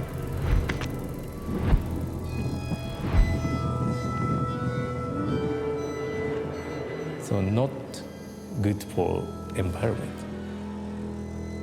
But with catastrophic failures of conventional wind turbines occurring at even low wind speeds, trying to harness energy from even a Category 1 hurricane, with winds beginning at 119 kilometers an hour, isn't feasible. Atsushi took a new approach and created the world's first typhoon wind turbine.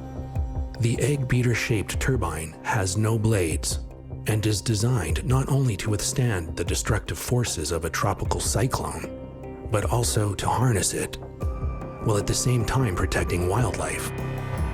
It works through something known as the Magnus effect. So Magnus effect is known as a principle of the football. When we rotate the ball not go straight, it goes sideways. On the side where the ball and wind travel in the same direction, there's less resistance. Where the ball and the wind travel in different directions, there's more resistance.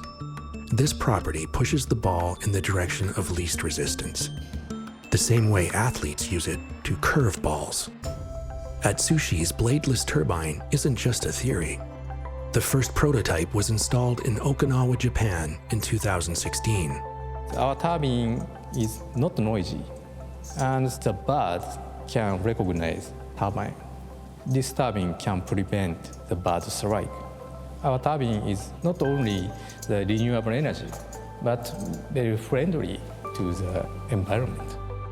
As the world's population continues to grow, energy demands increase, and the pressures on wildlife and the environment build. One of the planet's most devastating natural disasters could end up offering a greener way to produce energy.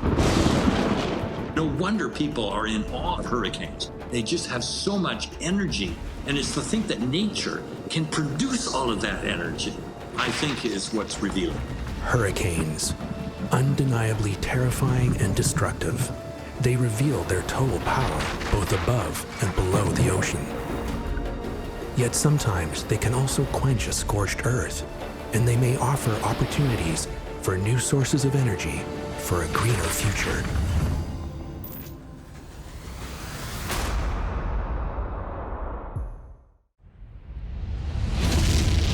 Volcanic eruptions.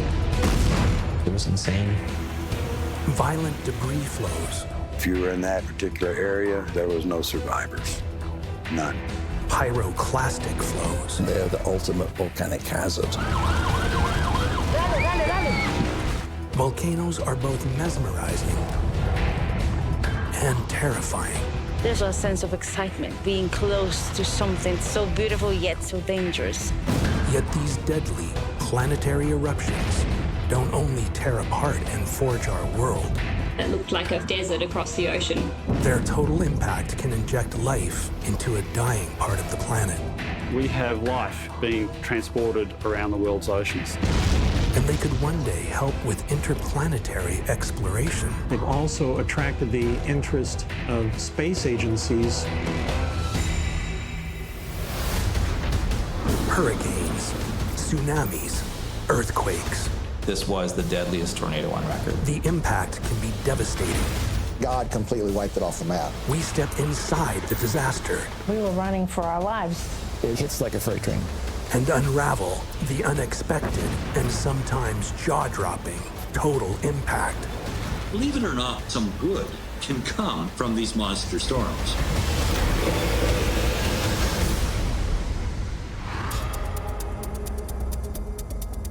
Tourists stand along a hillside in Guatemala when the nearby El Fuego volcano erupts,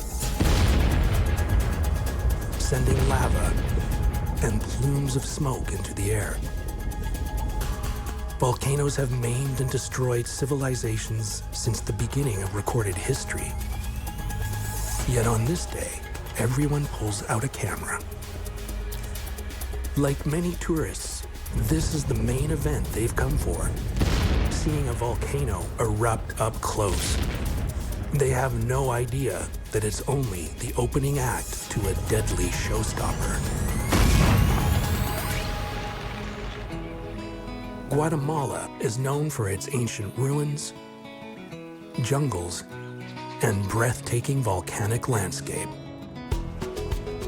Every year, over 2 million tourists visit to hike its 37 volcanoes. Situated just outside the beautiful city of Antigua, Guatemala, El Fuego volcano, Spanish for volcano of fire, is famous for being the most active. I was volunteer English teacher for roughly 3 weeks, just at the beginning of summer. My second weekend, me and some people in our homestay decided to take a hike up the Acatenango volcano, which its main attraction was the Fuego volcano. The hike begins with an overnight stay at base camp, where the unpredictable El Fuego looms in the distance. We stayed up a little late that night, then we started seeing spewing. It was going so high, it was amazing. It just looked so cool. We could feel it for sure. Kind of sounded like a really aggressive thunderstorm. You just felt like someone is like kind of shaking your mattress. It was just an adrenaline rush for the whole night.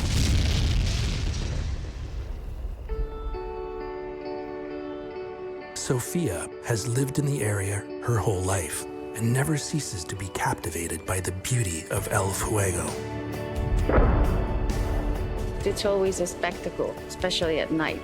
We always thought about it as something beautiful that you could enjoy. There's also a sense of excitement to being close to something that's so beautiful yet so dangerous.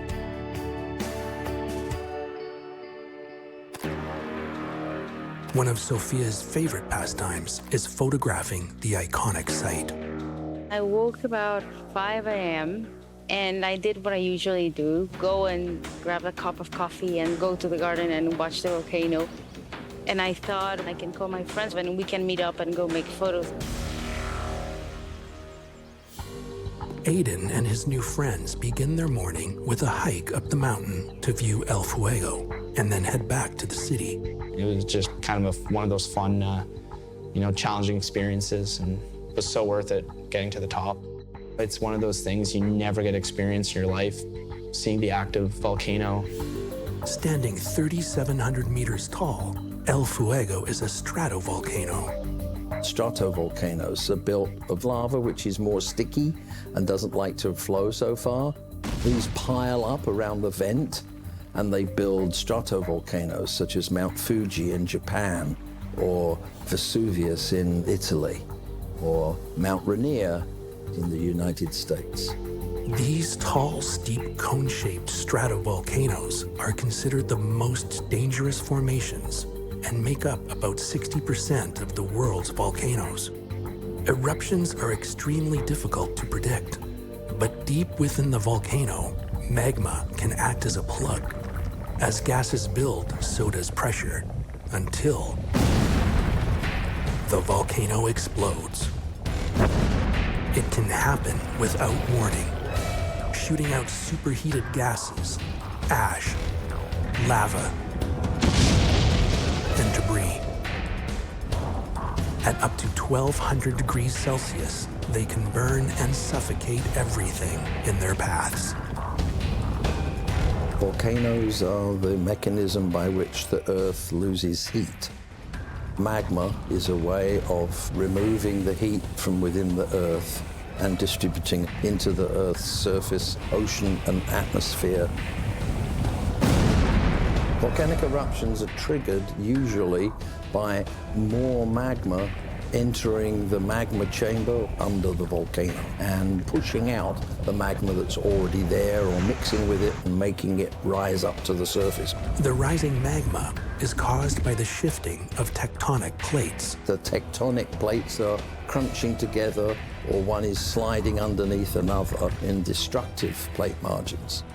The Pacific Ring of Fire, that's a whole zone around the Pacific Ocean where the Pacific plate is being what we call subducted or taken down underneath the surrounding plates that encircle the Pacific.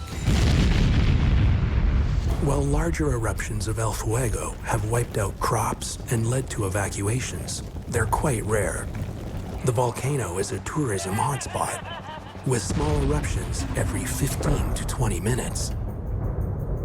Later that morning, Sophia and her friend head out to take pictures. You couldn't see anything, not even the volcano. So I decided to go back home. At the base of El Fuego, Antonio is just wrapping up his morning shift at a golf course. Terminamos de trabajar ese día, 12 menos 10. Ya me dirigí a guardar el carrito en el sótano del hotel. Cuando vi para el volcán, se veía fuerte que venía para abajo. Fui a decirle a mis compañeros de trabajo que salieran a ver el volcán. Y pues decidieron ahí la seguridad que tenía ahí del hotel evacuar. For locals like Antonio, the active volcano is nothing to panic about, and he heads home for lunch. As Sofia and her friend are driving home, El Fuego rumbles to life. As we were driving home and going through these communities that are close to the volcano, there were rocks falling from the sky. At one point we stopped and I opened the door and I picked one, and it was almost as big as my hand. That's what I said, we need to get out of here. Back at his hostel, Aiden sees the ash begin to fall. The ash pretty much covered almost everything. I'd say it's similar to like some heavy snow. Near El Fuego, Antonio is just about to have lunch with his family.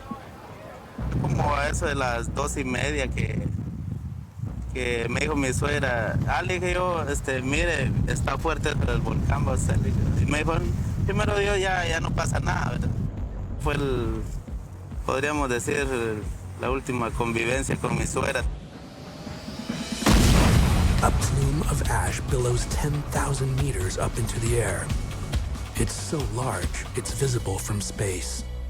We didn't know it was going to be an unusual eruption because we were always expecting lava.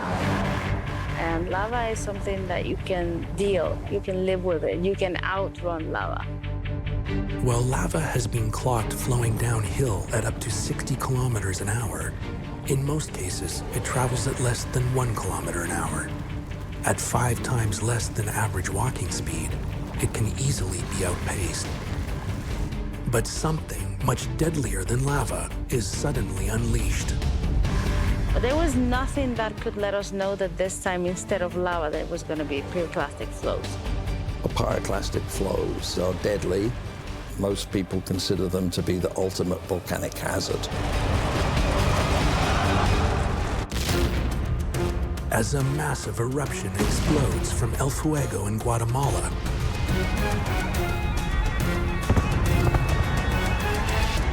Eugenio, a volunteer firefighter, and his colleagues head towards the volcano. Nosotros fuimos, era ayudar a evacuar las personas que estaban cerca del volcán de fuego. But many villagers refuse to leave. To locals, there's nothing terribly unusual about a volcano that's seen daily activity since 2002. But familiarity can be dangerous. The Santa Maria volcano had been dormant for more than 500 years when it suddenly erupted in 1902, killing 6,000 people. It was one of the biggest eruptions of the 20th century, reaching 28 kilometers into the stratosphere. The ash buried villages and spread as far as San Francisco, 4,000 kilometers away. A blast of this magnitude today would be devastating. Ellos estaban acostumbrados a escuchar al volcán con los retumbos y con la erupción del volcán. Entonces ellos decían que eso todo era normal. Para mí que las pobres personas no tuvieron una advertencia antes de lo que eso es lo que iba a pasar. At the most, many are expecting some lava. Para nosotros era como que la lava también iba a agarrar su trayectoria en la barranca.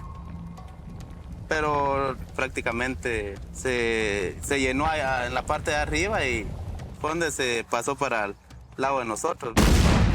As Antonio watches, things take a deadly turn. Instead of dissipating into the atmosphere, the massive plume of smoke and ash above the volcano begins to collapse like an avalanche. Pyroclastic flows are generated from the explosive cloud above the volcano.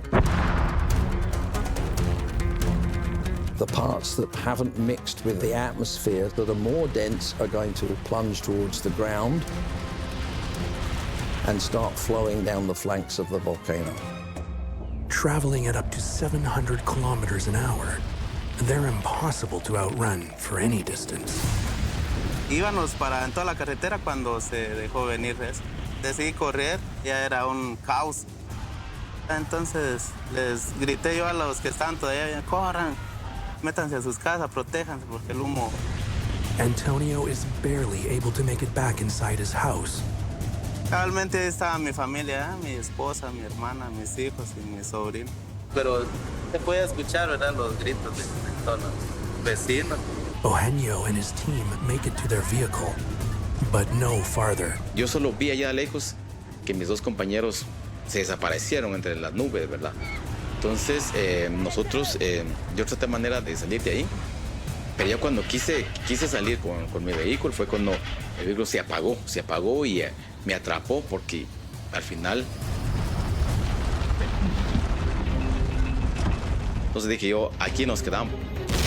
Eugenio and his fellow volunteer firefighters are trapped in their stalled vehicle as scalding hot rocks and ash engulf them. Ese gran calor que sentí ahí dentro del vehículo, que porque están viendo ayuda a la gente. Pero si bajamos y si también nos quedamos con ellos quemados, ¿verdad? Pyroclastic flows are hot. They're submagmatic temperatures, 1,000 degrees centigrade or 800 degrees centigrade. We cook meat at about 200 degrees centigrade or less. And so anything biotic, anything living in the path of a pyroclastic flow is going to be subjected to such high temperatures that it's immediately incinerated. If you're caught in a pyroclastic flow, then unfortunately you would die. If not from the heat, from the ingestion of particles into your lungs. The fine particles have been compared to inhaling slivers of glass.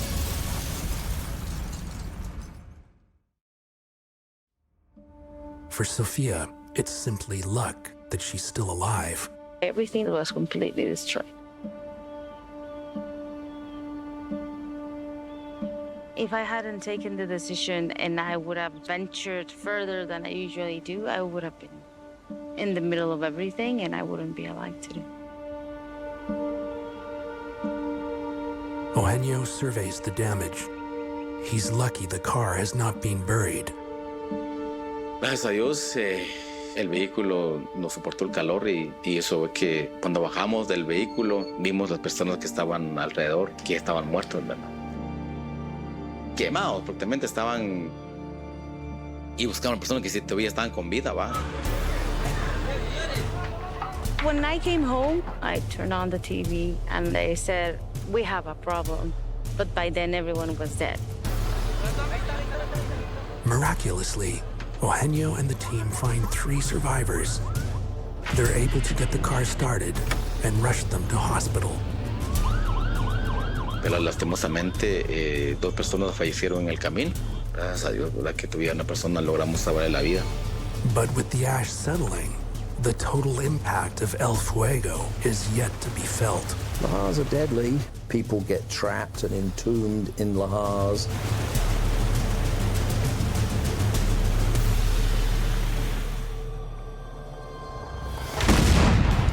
The scope and magnitude of a volcanic eruption can be breathtaking. And the eruption of El Fuego is massive. The ash travels almost 20 kilometers.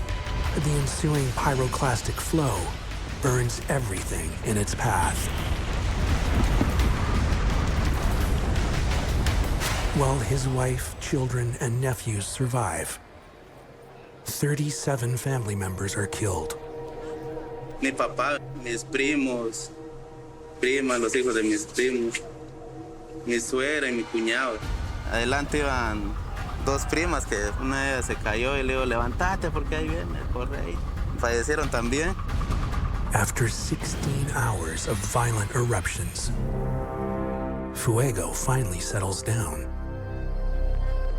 Entire villages are submerged.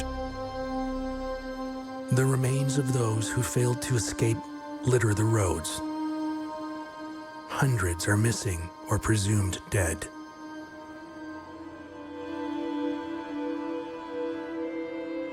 In the days that follow, volunteers mobilize to help emergency efforts.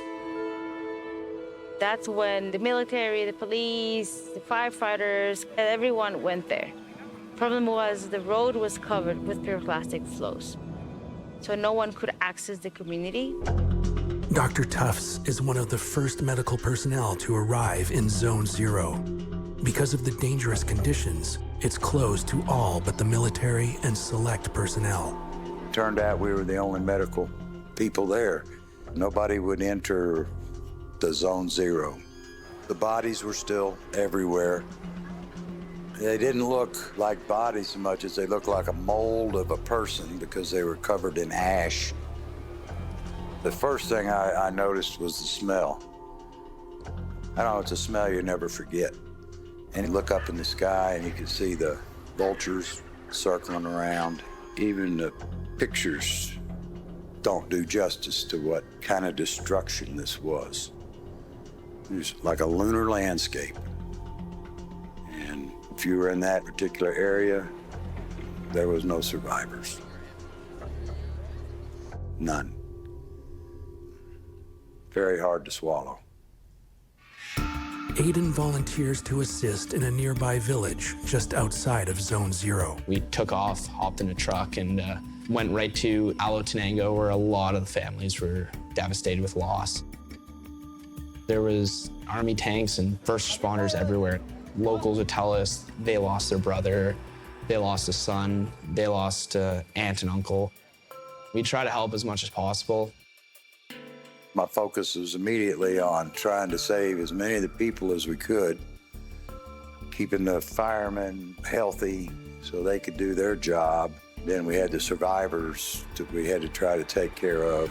We had to put people to sleep because with burns, they're very painful, so it was easier just to give them an injection. They go to sleep for an hour, and then you could work on them without causing pain. Over the next few days, El Fuego continues to erupt, triggering a secondary pyroclastic flow. Then, on June 9th, the skies darken and it begins to rain. Just when things can't get worse, they do. With a landscape covered in ash, sometimes meters thick, the threat of lahars looms. The lahar is the phenomenon, which is where fresh volcanic ash is mixed with water.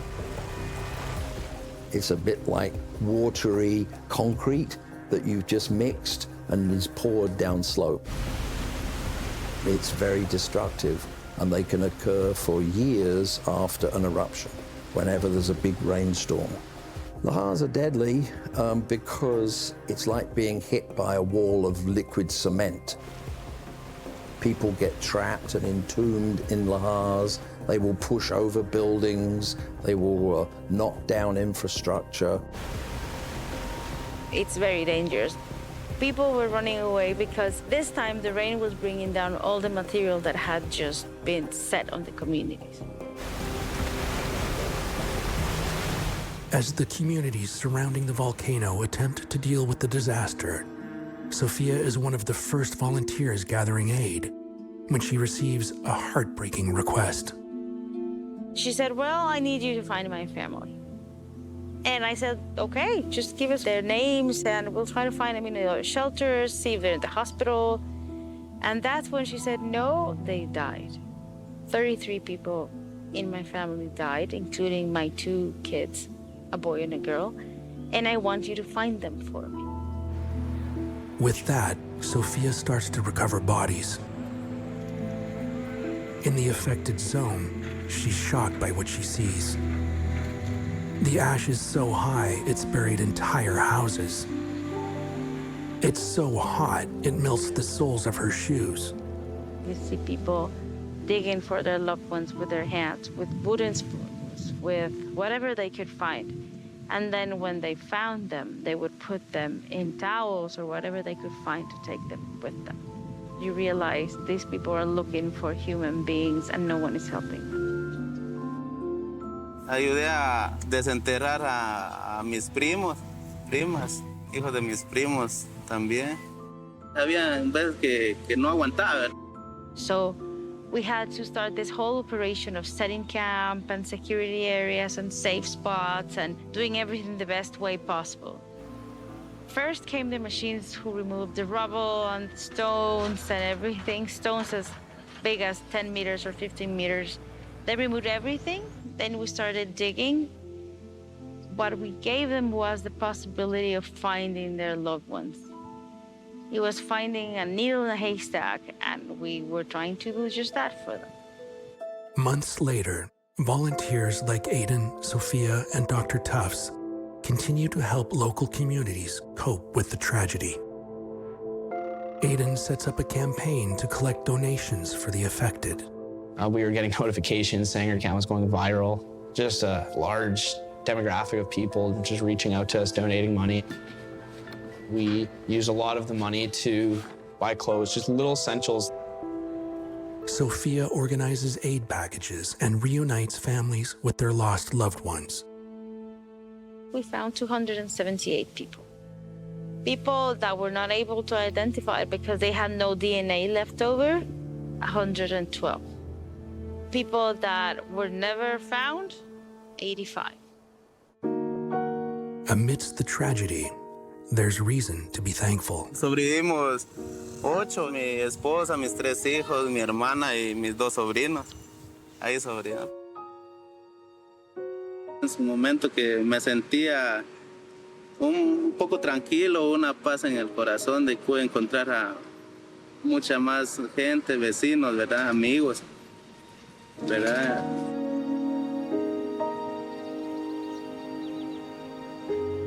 2 years after the tragedy, Sophia and Dr. Tufts continue to volunteer in the community. One of the positive things that happened was that the entire country said, we need to help.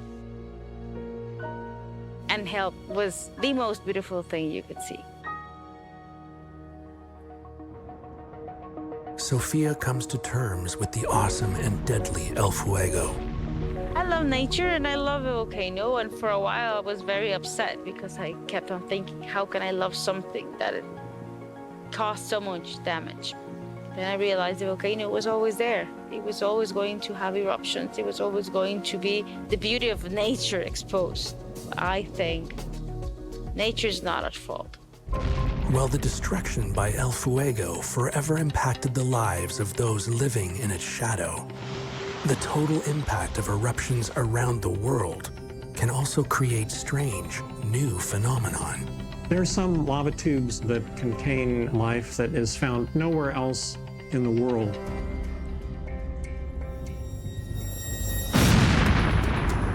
Volcanoes, infamous masters of destruction. Yet they've also forged the world as we know it, sometimes creating incredible environments that almost seem out of this world. Searing molten rock can carve out underground worlds called lava tubes. These mysterious caves are teeming with beauty and life. Lava tubes are caves that form naturally in lava flows, particularly lava flows of basaltic composition. Basalt is a dense, heavy rock that makes up the Earth's ocean floors and is also the most common type of rock found on planets, particularly Mars and Venus. These flows are very fluid, and as they pour down a landscape, they'll cool against the atmosphere and develop a crust. As the outer layer of the lava cools and crusts, it forms a roof over top the lava flow. And when the eruption wanes, so does the amount of lava moving beneath. This leaves a hollow passage behind that can be huge, big enough to drive a truck through. Despite their name, these cavernous phenomena come in different shapes and sizes. The term lava tube is a little bit misleading in the sense that it implies that these caves are shaped like the insides of hoses or pipes. But in fact, the shapes of the lava tubes can be quite complex and different. Some, for instance, have broad, flat roofs and floors and are quite wide. Others are slot-like or have the shapes of keyholes. They can occur at multiple levels, split into several stories, and also contain deep pits or chambers. They can stretch from a few hundred feet to tens of miles in length. And in fact, on the island of Hawaii, the Kazamura Cave stretches for over 45 miles. The beginnings of lava tubes, the entrances may simply be accessed through pits in the ground where the ceiling has collapsed into a pile of rubble. People can clamber down into these dark passageways. Some lava tubes are open for exploration. For those brave enough to descend into the darkness, treasures await. There are mineral deposits that you may find on the walls, white gypsum, for instance, and other rare minerals. The subterranean labyrinth created can reveal lava lakes, stalactites, stalagmites, and other signs of the tube's origins. As the flow recedes, the lava is draining out from underneath the crust to leave a future cave passage. High water marks or stains on the wall may be left by the lava. So there is a clue to be seen in every cave passage that tells you a story peculiar to the origin and development of that particular cave.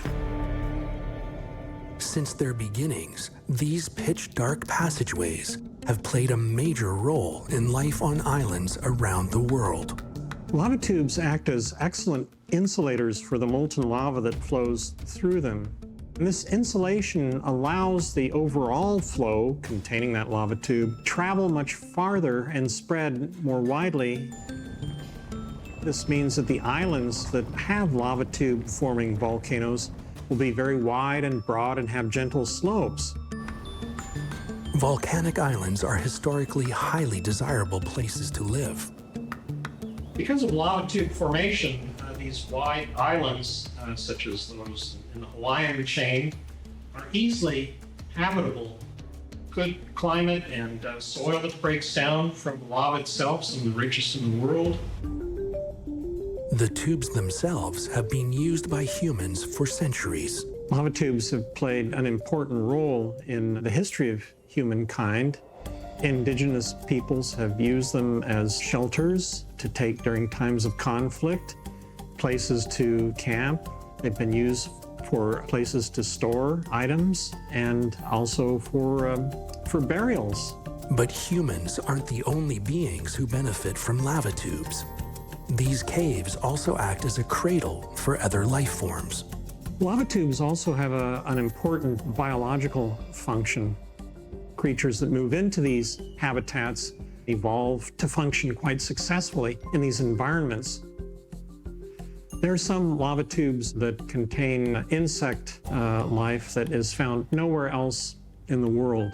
Because of their unique ability to maintain a stabilized environment, lava tubes have recently caught the attention of space scientists. Recently, lava tubes have become an interesting potential resource recognized by space scientists who are interested in looking into setting up laboratories or exploration posts on other planets, such as Mars. A lava tube has the advantage in an environment like this of having a very steady microclimate relative to the exterior. It's sheltered or protected from the ultraviolet radiation from the sun. As scientists investigate how lava tubes could play a role in interplanetary exploration, the total impact of volcanoes can reveal otherworldly experiences in unexpected places right here on Earth.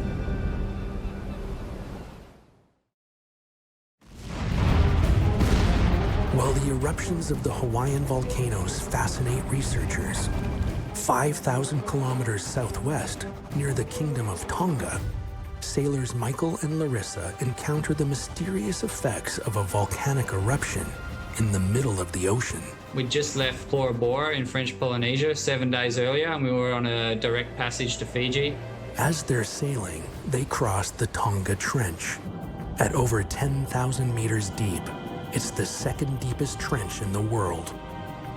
Located along the Ring of Fire, the trench runs parallel to the boundary of two of the Earth's tectonic plates, the Pacific Ocean and the Indo-Australian Plate. Thousands of meters below them, Michael and Larissa have no idea what's about to explode from the abyss. We'd been sailing all day, and then during the evening before it was dark, we saw some little bits and pieces of something floating in the water and hitting the boat. They're surprised to see porous rocks bobbing along the surface of the water. After gathering a few as keepsakes, the couple continue on course toward Fiji.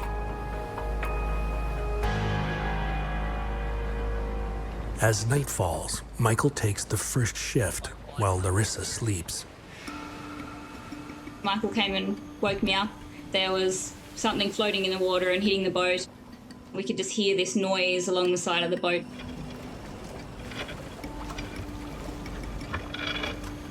Larissa notices the smell of sulfur, and looking out into the dark waters, she sees something strange. Under the moonlight, it looked like a desert, and the waves were just knocked back to this really slow kind of wave effect over the ocean. They find themselves in a vast sea of floating rocks. They are completely flocked together, maybe up to 200-300 millimeters thick on the water, and you cannot see the ocean anymore. It changes the behavior of the waves, and there's a lot of noise coming off them grinding against each other, and it's really like a flexible floating island desert. The Tonga Trench is home to the longest chain of underwater volcanoes in the world. And just 40 meters underwater, an unnamed volcano near the Kingdom of Tonga had erupted. Most of the volcanoes in Tonga are actually underwater. There's only a few volcanoes that have made the beautiful conical islands that we typically associate with volcanoes. As underwater volcanoes spew hot magma into the water, rapid cooling and depressurization creates bubbles by lowering the boiling point of the lava. This violent underwater eruption produces pumice rock. For Michael and Larissa, the recent eruption has put them in the middle of a 120-kilometer wide raft of pumice stone, larger than Manhattan. As sailors, you're prepared to navigate storms and you have weather forecasting to do so, but you never expect to sail into a subsea volcano. It's not something that can be really forecast, even by the scientists. People don't often hear about the eruptions or the rafts because the volcanoes are in very remote locations. But also a lot of those volcanoes occur underwater, so pumice rafts are often our only record of that eruption. One of history's largest pumice rafts was created by the infamous eruption of the Krakatoa volcano off the coast of Indonesia in 1883. The eruption was one of the deadliest in recorded history. The pumice produced clogged harbors and was seen in the Indian Ocean a year later. Back in the 1883 eruption from Krakatoa, the observations reported trees being supported on the pumice rafts. In the middle of the Indian Ocean, many months after the eruption, boats were passing through these fields of pumice more than 1,000 miles in length. The pumice is still so thick that sailors are actually able to get out and stand fully supported on this pumice in the middle of the Indian Ocean. These large-scale rafts are not only fascinating, they can also pose a serious threat. This had made a really good decision for us to take all the sails down and slow right down. So we were just floating along, not too fast, in case we did find a big rock in there that would damage the boat. We had a quick discussion about trying to continue through it, but the fear is there could be something as big as a car or a fridge or a house that could crack our boat and sink us. And really tiny pieces too, so you can't really start the engines, or you'd be sucking, really tiny pieces into the engine as well. As was seen after the Krakatoa eruption, hazardous pumice floats can travel thousands of kilometers around the world on ocean currents. Pumice rafts can float at the ocean surface. They are driven by ocean currents. and therefore pumice can float thousands to tens of thousands of kilometres across the world's oceans. Scientists are discovering that these mysterious anomalies could hold the key to the long-distance dispersion of many species of plants and animals around the world. From our studies, we've identified over 100 different species attached to the pumice. Bryozoans, corals, worms, mollusks, crabs, you name it. So each piece of pumice is like its own little community, if you like, that is being transported across the world's oceans. And when we have trillions of pieces of pumice floating out there from an eruption, this diversity of species that is being transported thousands of kilometres in only a matter of months is really quite phenomenal. As climate change warms the world's oceans, killing corals, floating pumice rafts could offer a small lifeline, carrying new life long distances to endangered reef systems like the Great Barrier Reef. This is a way that corals that might be living out in Fiji or Tonga, their larvae can attach the pumice and then 7 or 8 months later find their way and end up on the Great Barrier Reef in Eastern Australia. The pumice rafts won't directly mitigate climate change effects on the Great Barrier Reef, but what it is doing is every 5 years or so, it is bringing in a new flux of reef-building organisms, corals, bryozoans, coralline algae, calcareous algae, that are being brought in huge numbers, and with the ability to restock damaged reefs. It's almost like a vitamin shot for the Great Barrier Reef. So it's about this restocking, repopulating in a very natural mechanism by pumice rafts that allows the Great Barrier Reef to be more resilient to then combat and recover from any impacts from climate change. Michael and Larissa, stranded in an ocean of floating rocks and unable to start the motor, managed to raise the sails and escape. After we got clear of the pumice raft, we managed to sail around it in the dark, and by the next morning we were well clear of it and on our way. The pumice rocks that Michael and Larissa collected are now being used to better understand subsea volcanoes.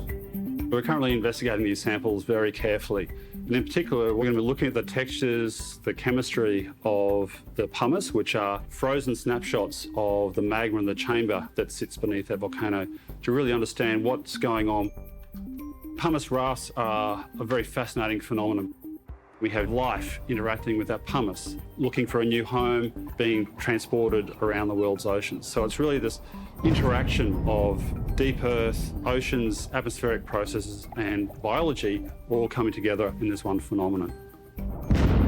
Mother Nature, she's always in power, basically. The coral reefs around the world are suffering, and then an event like this happens totally unexpected, and it can rejuvenate the reefs and bring new life, so that's really special.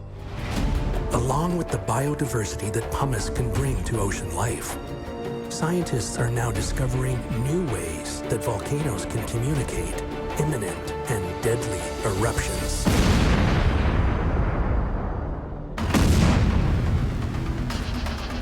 As long as humans live in the shadow of volcanoes, their eruptions will continue to cause destruction and death. But scientists are searching for better ways to forecast when they'll roar to life and reduce the devastation. David specializes in volcano voice print recognition. Each volcano has its own voice, and each one produces really unique types of sounds. So just like you have a resonating wave in a musical instrument producing a certain type of sound, we can have the same thing inside a volcano. For a volcano to produce sound, it needs to erupt, and it needs to have some sort of open pathway to the surface. So if there's just magma underground moving around, that will just be producing seismic waves.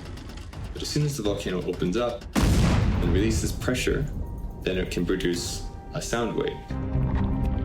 Recording their voices entails recording infrasound from the volcano. Like infrasounds produced by elephants and whales to communicate over long distances, these low-frequency sound waves can't be heard by humans, but they can be felt as vibrations. So what we're recording with infrasound is generally between the lava surface and the atmosphere. The sound waves made by vibrations traveling through volcano passageways reveal details about the shape of the volcano's crater and if the lava levels are rising. If the lava is rising within the crater, we can often detect that.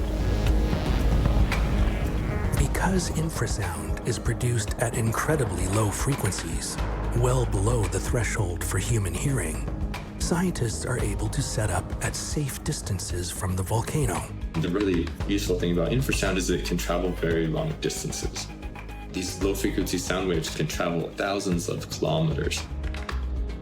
And we can put out an array of microphones or sensors and monitor over a broad region. These pressure sensors or microphones will record the sound,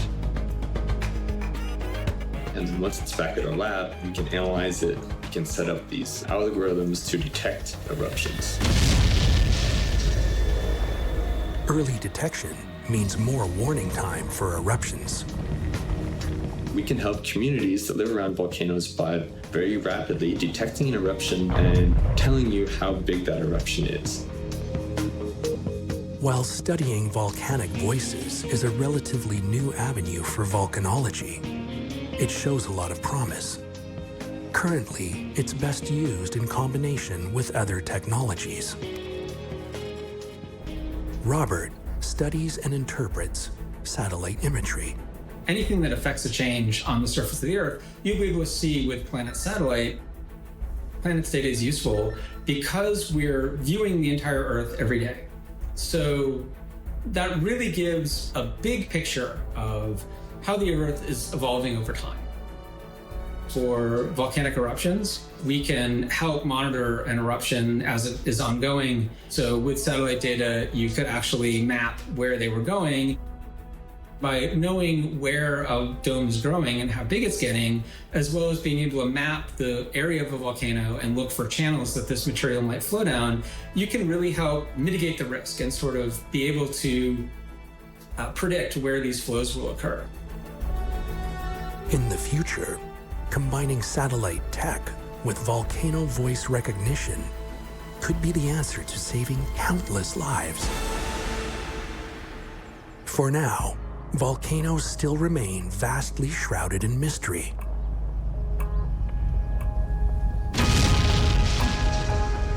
El volcán, o sea, no avisa cuando esto sucede, cuando no avisa en un momento. Cuando un momento a otro, pues, da la erupción. No avisa cuando realmente ocurre un gran desastre, ¿verdad? Volcanoes. Deadly, destructive, terrifying. Yet volcanoes have played a crucial role in shaping the Earth, and their total impact includes the formation of islands, lava tubes, and pumice rafts that can help spread life around the planet. And while there is no way to control them, in the future, listening to the voices of volcanoes may allow us to live more safely amongst these towering titans.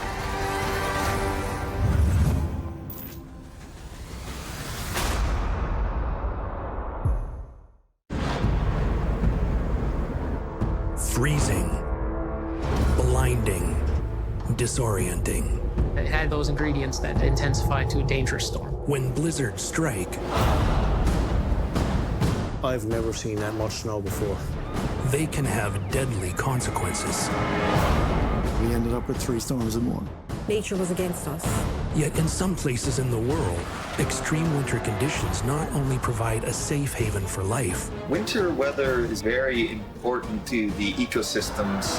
They help protect the planet. Arctic sea ice is so important because it helps to moderate the global climate. And as our climate changes, we may lose far more than we expect. Hurricanes, tsunamis, earthquakes. This was the deadliest tornado on record. The impact can be devastating. God completely wiped it off the map. We stepped inside the disaster. We were running for our lives. It was just like a freight train. And unravel The unexpected and sometimes jaw-dropping total impact. Believe it or not, some good can come from these monster storms.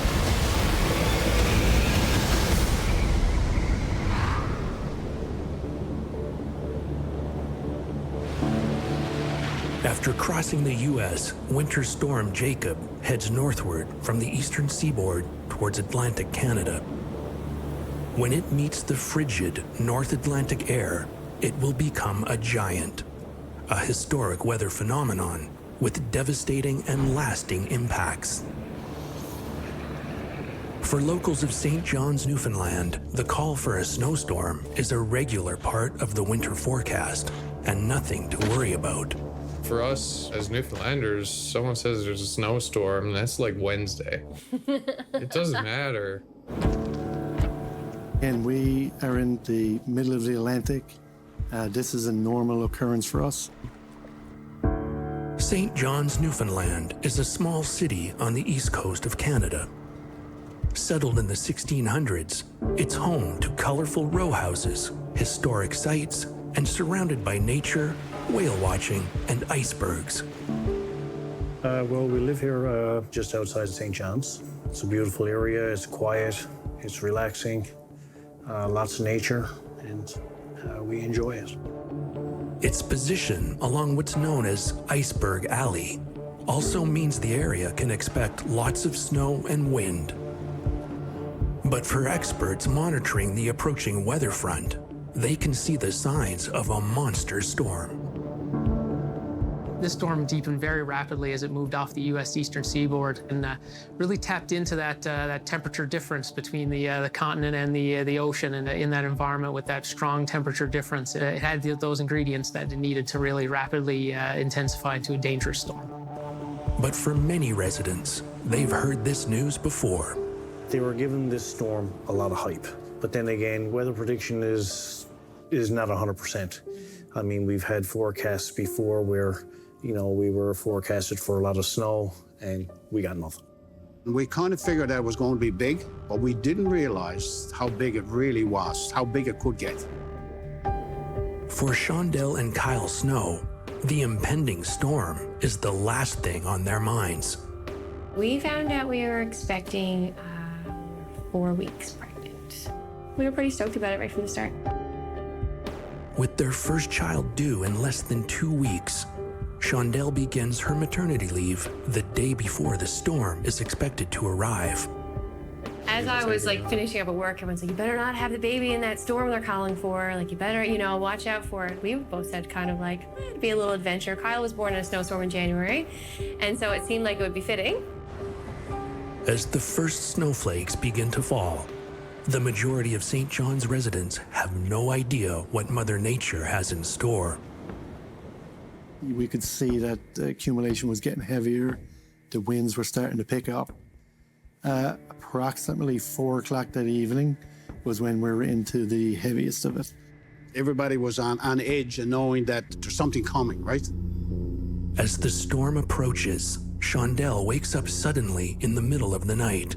So I'd had contractions, but Kyle went on to sleep, and I was thinking I just didn't think it was actually going to happen yet. And so I was kind of I'm having some contractions, but I'm going to try to go to sleep. And then all of a sudden I was like, my water broke. As they rush to the hospital, the snow begins to fall.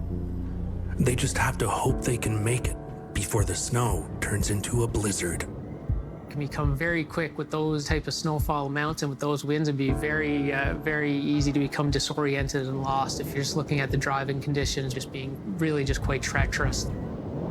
Seeing the conditions for a perfect storm coming, weather experts are on high alert.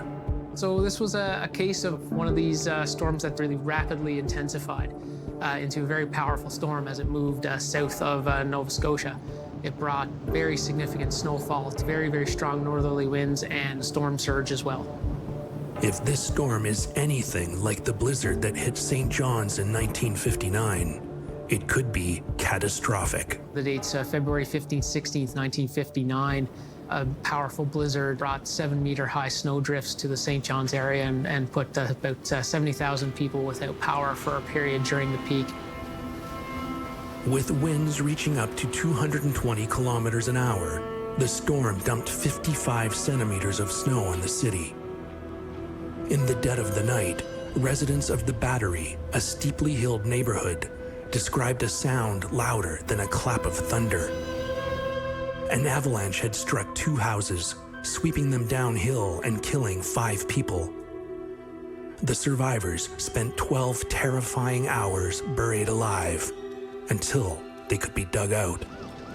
61 years later, an eerily similar storm threatens the area. Kyle and Shondell arrive at the hospital just as the storm slams into St. John's. Usually when pregnant women go to the hospital and they're having like a contraction, they send them home and then say when it gets worse or something happens, come back. Well, they weren't allowed to leave because it was a state of emergency. So you had pregnant women everywhere, and their families and their partners and their parents. And so it was either people sleeping on the floors, there's people sleeping in chairs, it was like very overcrowded, so. While Kyle and Shondell are at the hospital, the Walls hunker down at home. But as the snow falls, their 26-year-old son, Joshua, has no interest in staying cooped up inside. Josh was right from day one. He was a handful. He had to be the center of attention. He didn't want to stand out too much, but he wanted to be known. He was very outgoing, very lovable, very friendly, sociable. Joshua had friends from all walks of life because he was raised. You don't judge, book from its cover. You love everybody. But for Joshua, the severe weather reports create an overwhelming sense of stress. He did suffer with anxiety, and that did play on him quite a bit. Very rarely would he let it show, but you could tell inside that he was struggling. Over the last few years, he has lost a lot of close friends, had passed away.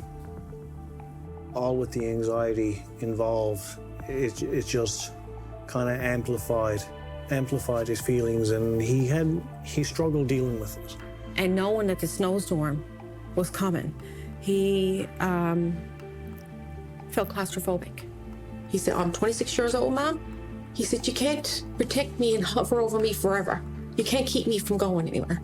And I said, yes, buddy, yes, I know. And he hugged me.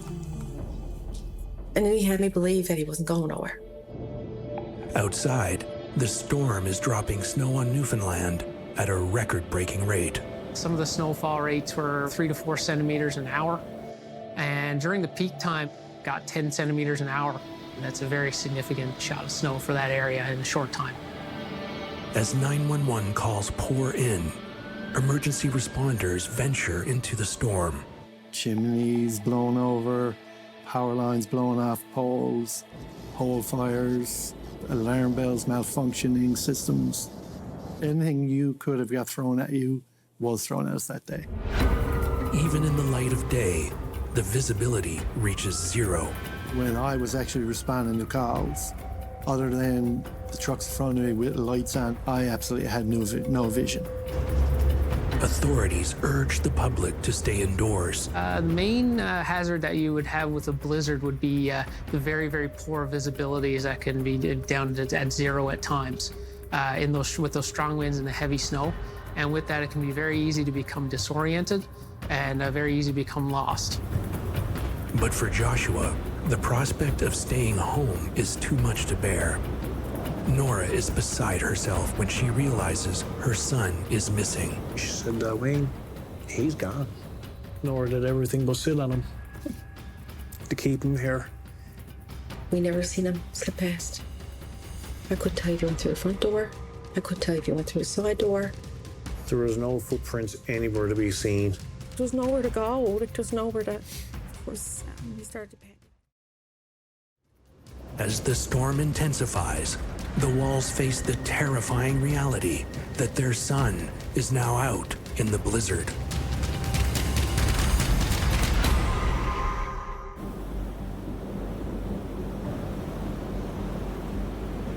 as a raging blizzard puts the city of St. John's, Newfoundland on lockdown. Wayne and Nora Wall are beside themselves when they realize their 26-year-old son Joshua has disappeared into the storm. Real panic set in. Myself and my wife, we got dressed, we went through the door, we went up the road, and we got about 150 feet away from the house, and we were in complete whiteout conditions. We couldn't go anywhere, we couldn't see nothing. We almost got lost, literally 150 feet away from the house. There was no footprints anywhere to be seen. Our footprints were getting covered in just as quick as we were stepping at them. I've never seen that much snow before. I really haven't. Literally, you couldn't see anything. Blizzards are usually associated with very intense low pressure systems, so a lot of times we'll need a very, very heavy snowfall as well as very strong winds.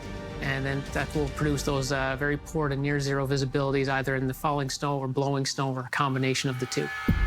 Even if you did step outside your house, it'd be pretty quick to become quite disoriented and not see even where your house is, just over a short distance. Forced to return home, the Walls are desperate to locate their missing son. And when I called them, it went right to voicemail. I called again a few more times, and each time I went to voicemail. I sent them a text message. I got no responses on the text messages. Then I sent them a Facebook message.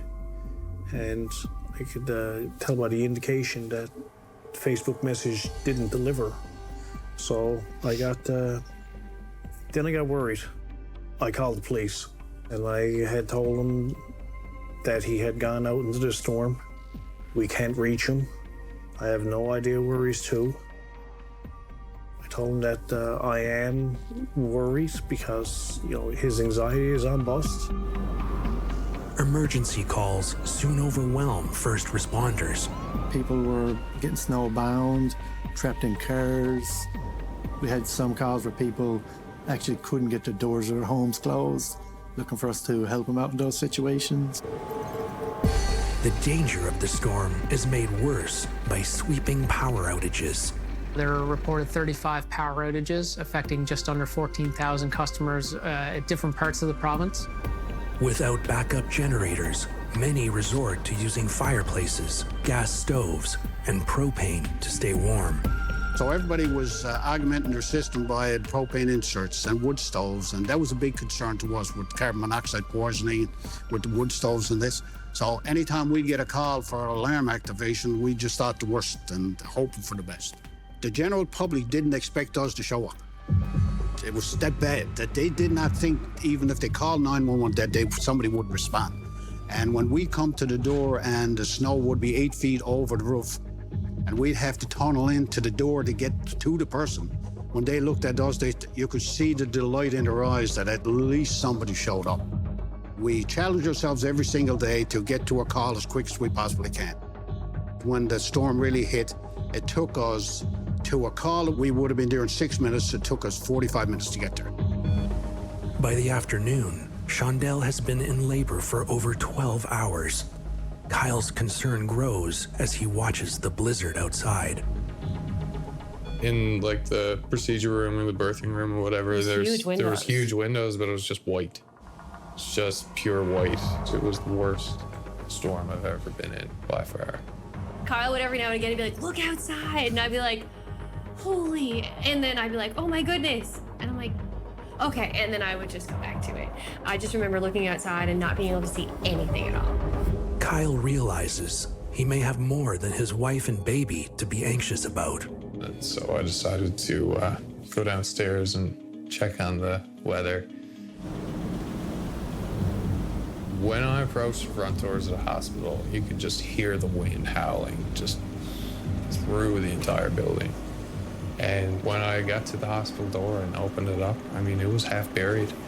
The snow drifts were reaching up the walls of the hospital. It was eerie in every way. There was nobody around. It was like a ghost town. It was creepy almost. While Kyle and Shondell focus on the imminent birth of their first child, the Walls hold on to hope that their son has found shelter from the storm. We held out high hopes that he was caught in a cabin somewhere and couldn't get out. Without shelter, the chances of surviving the storm are slim. In zero visibility conditions, many become disoriented, and as hypothermia sets in, body temperatures can drop lethally. If one were to become disoriented or lost at that point when you're out with those very strong winds, temperatures are at the very least usually around freezing, if below, possibly getting down even colder. Being out in those conditions, hypothermia becomes a very big problem. For first responders, the snow buildup and zero visibility make the roads nearly impassable. The crews were getting snowbound, trucks couldn't move. We had to put snowplows in front of every station. Every pumper crew that moved, we had a snowplow in front of that pumper, clearing way to get us to the emergency cell. With the roads blocked, the police can't reach the walls to search for Joshua. Wayne frantically thinks of other ways to locate his son. I had realized that his phone was actually in my name, so I went back through the phone records just to see the last number in which he texted. I called that number. A young guy answered the phone and I asked if Josh was there. He said Josh was gonna come by, but he said he didn't show up. So I said, well, what were in the text messages? And one of the text messages indicated that he had sent a ping location to where he was to, and that he was lost. Some panic has set in.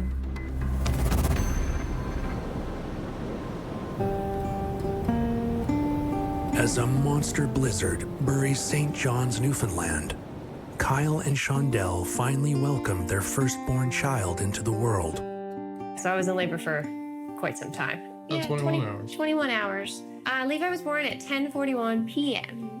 in the height of the storm. I think the record was broken around the same time as when Levi was actually brought into the world. Some parts of the city are buried under 93 centimeters of snow.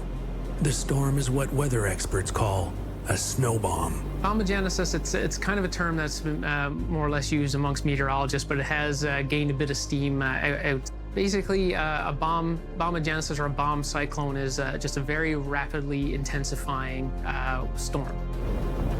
As storms intensify, they expel more air than they ingest. That evacuation of air causes air pressure to drop. The lower the air pressure reading, the stronger the storm. The rate at which the air pressure falls is an indicator of how quickly the storm is intensifying.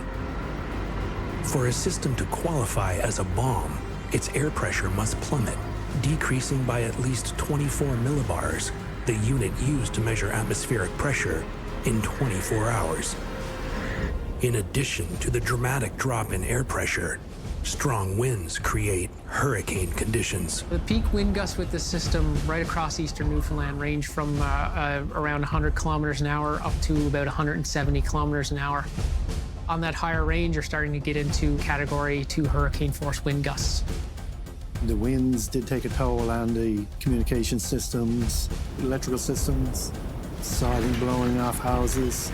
We did have a large roof blow off one of the commercial structures in the area, which did land on some of the houses. You get a lot of structural damage from the winds blowing materials off homes.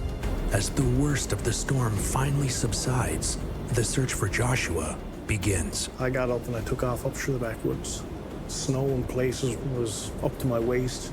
I didn't try to shovel myself out of it, just trying to make my way down the path just to see if he'd taken shelter somewhere. I made it about a kilometer down the path. It took me 2 hours to do that, and I was starting to get dehydrated. The shovel that I had broken, so the only thing that I could do was try and come back to the path that I had made. By the time I got back towards the house, I was met with search and rescue, and they pretty much took over from there. We had the helicopters, we had the police dog, we had everything. And they couldn't even pick up on infrared because the snow was so deep. To contend with that kind of snow, we felt so helpless. Nature was against us. While the search for Joshua goes on, with the city under a state of emergency, the military is called in to help. With a new baby in their arms, Shondell and Kyle find themselves trapped in the hospital. We weren't allowed to leave the hospital without having somewhere to go and without being able to get there safely. And we had no idea what our house was like. We had no idea how much snow was there. So I put a post out on Facebook, actually, and just said, hey, does anyone live in this general area? Can you get some pictures? The door to the front of the house was buried. There was 6, 7, 8 feet of snow in front of the house. Well, the Snows try to figure out how to get home. Record-breaking amounts of snow make the search for Joshua difficult. Tuesday evening rolled around and they had told us that the search was suspended. There was just too much snow and the terrain was very hard. These search and rescue guys would come out of the woods and they would be extremely tired. They suspended it until we had a significant melt. When they left, myself and some of my close family members, we kind of just picked up where they left off. We asked for volunteers, and we were met with an overwhelming amount of help. 7 days after Joshua's disappearance, a volunteer makes a devastating discovery. It was a little after 10 o'clock when my daughter came running to me with the phone in her hand. When I answered the phone, he was a firefighter from Avondale, and he said, I think I found him. I took off towards the marsh.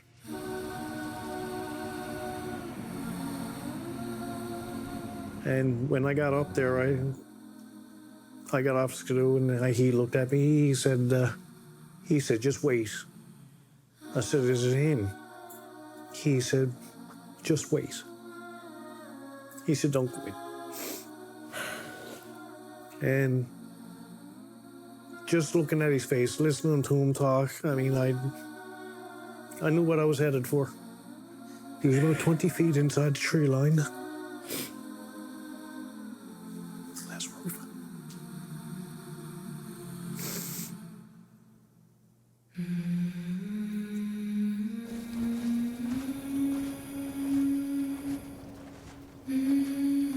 The next day, reality sinks in for Wayne and Nora. When we got up, we looked at each other and was like, there's no search today. There's no search today. He's not coming home. It was hard to come to terms with that, and sometimes there are days that I still think it's a bad dream.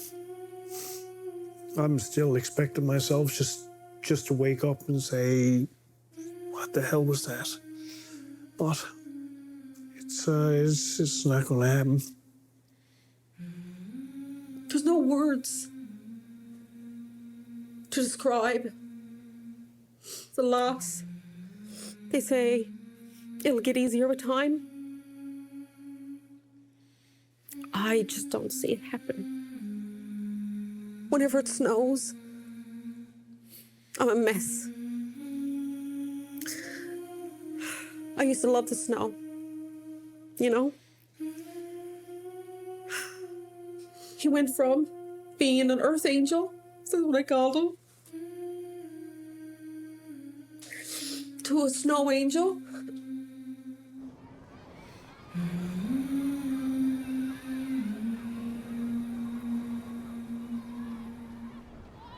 As the Walls mourn the loss of their son, Kyle and Shondell head home with their newborn to a house that's been buried by the blizzard. Somebody said, let us know when you're going and we'll help you shovel out. And then I think it was 12 or 15 people from the community came down with shovels in hand and they helped dig us out. It was very overwhelming. It's terrifying enough to bring home a newborn, but to bring a newborn home in all of that, it was a scary time for sure for us. Through a harrowing ordeal, the community finds strength and bonds over their shared experience. I think Newfoundlanders are versatile. They're used to adverse conditions. We have expertise that is far-reaching. It put a whole other layer on becoming like first-time parents. We learned that we can get through just about anything. we have a silver lining from it all because we have Levi. But we definitely, there was something about Snowmageddon that there was this really positive feeling that came from it between people coming to help. And I mean, after that, the little Levi went viral, Newfoundland viral. So there was a feeling of positivity in all the madness for sure. The thing that I think really hit me the most is that they had a smile on their face. As bad as it was, for some reason, people are more jovial and friendly to one another, right? And I think it's just the nature of Newfoundlander. I don't think there's anything the Lord above or Mother Nature can throw at us that we won't embrace somewhere along the line. While extreme winter weather is a fight for survival for some, others thrive in extreme cold weather.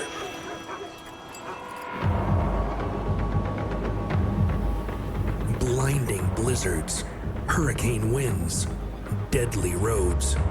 Around the world, the cold in winter is often dreaded and feared.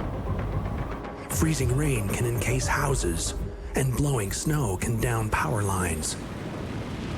If you survive the battering trauma of an avalanche, suffocation usually happens within 15 minutes. And if you're caught in the cold, hypothermia can set in even faster. The cold kills 20 times as many people as hot weather. And northern Canada is no stranger to extreme cold.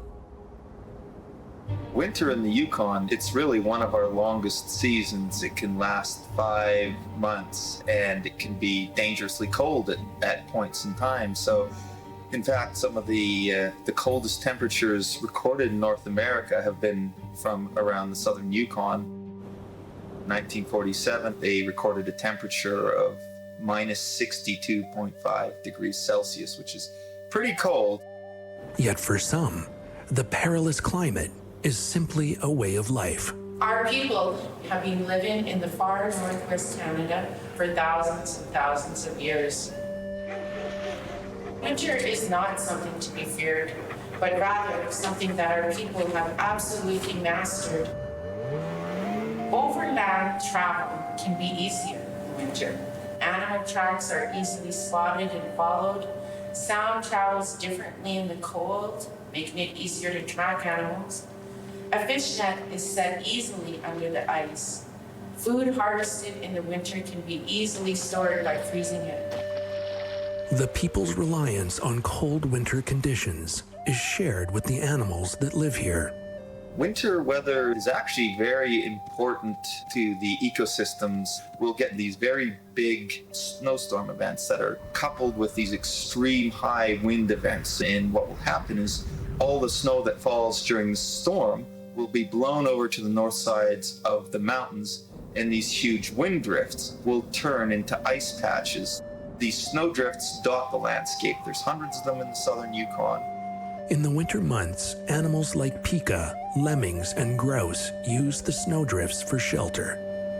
The extreme winter conditions also shape the critical summer habitats of caribou and Dall's sheep. In the summer, when caribou and sheep move up to their summer ranges, they'll stand on these snowdrifts to get away from these parasitic insects. So the area where the snow patches exist completely overlaps with the critical summer and fall habitat of caribou and sheep. But global warming poses a significant threat to the environment, wildlife, and people of the North.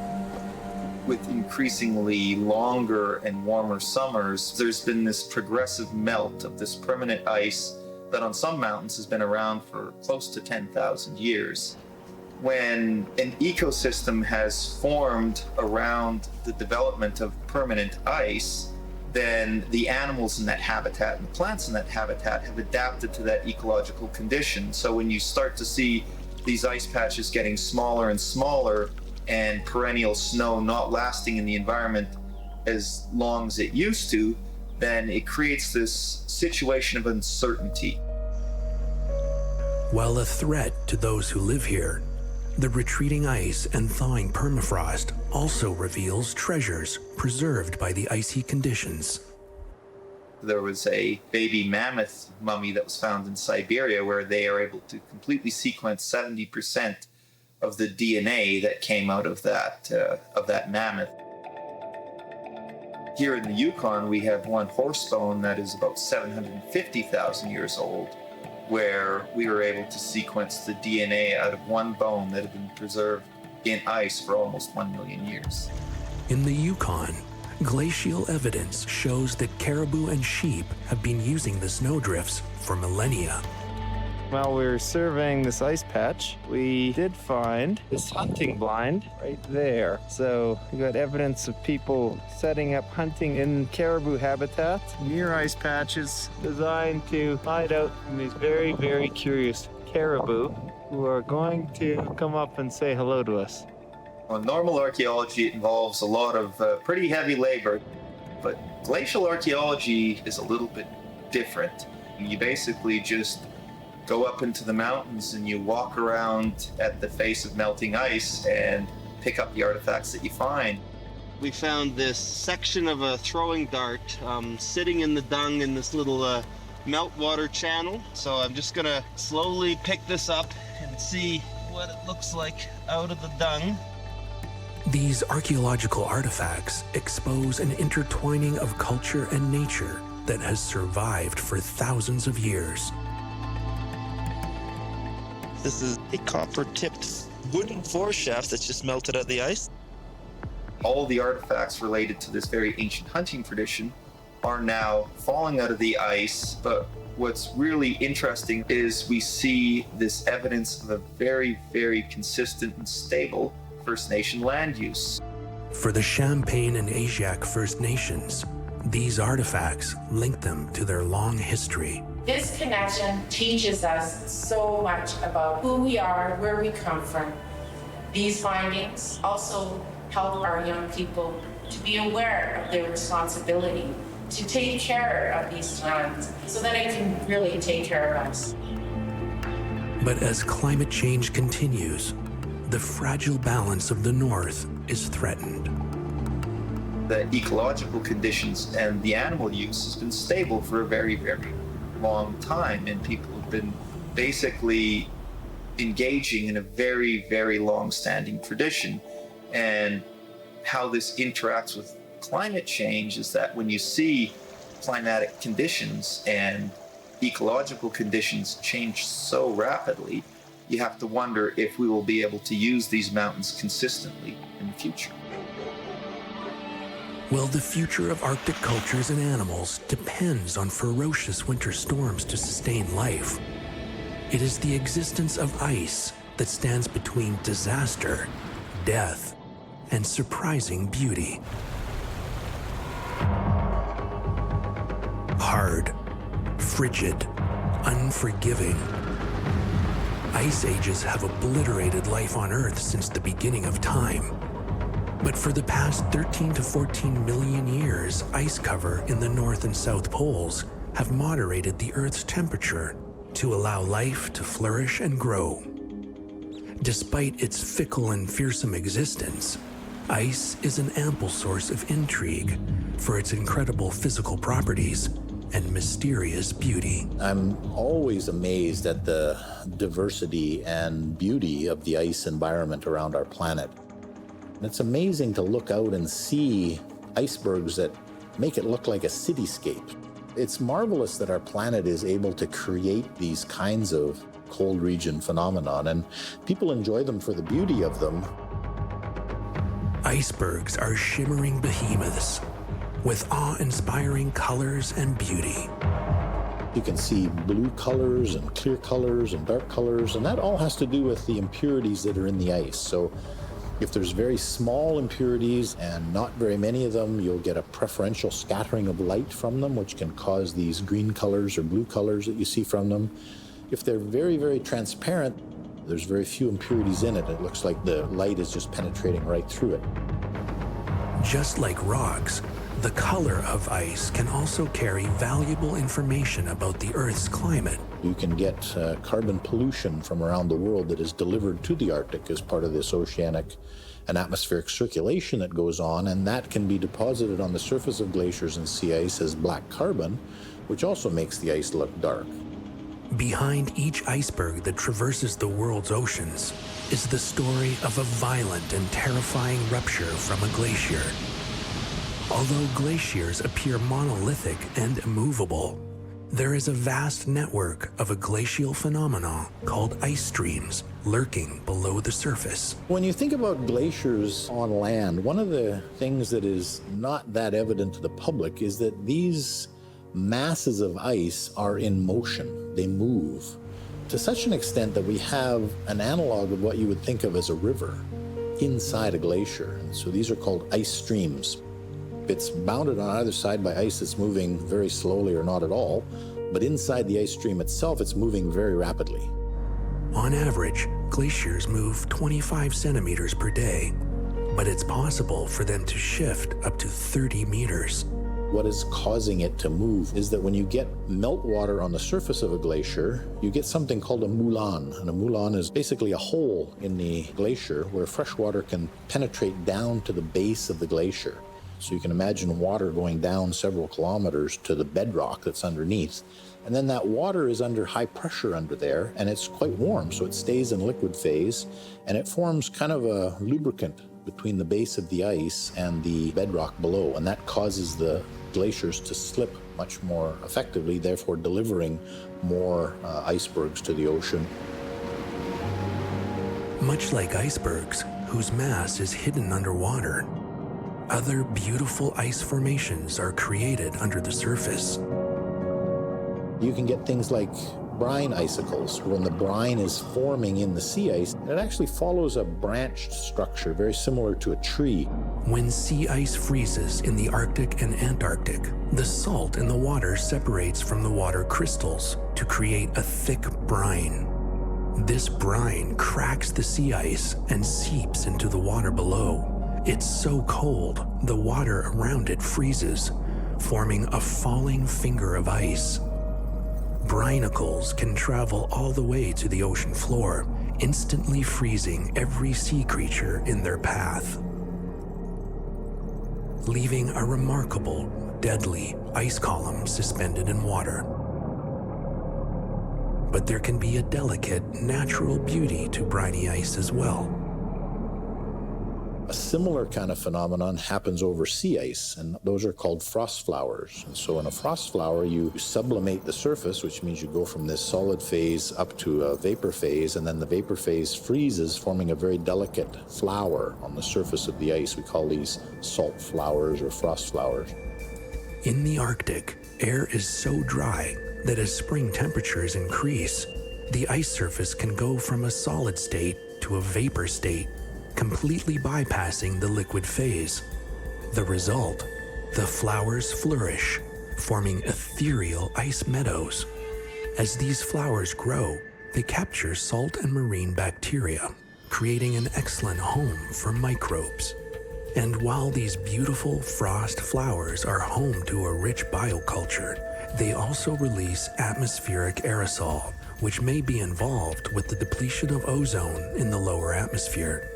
These things are very reactive with the climate. They form very complex chemical reactions that are related to the ozone layer of our planet. And so how the ozone layer is maintained and protects us from ultraviolet radiation is connected to these very brine-rich forms of frost flowers on the ice surface.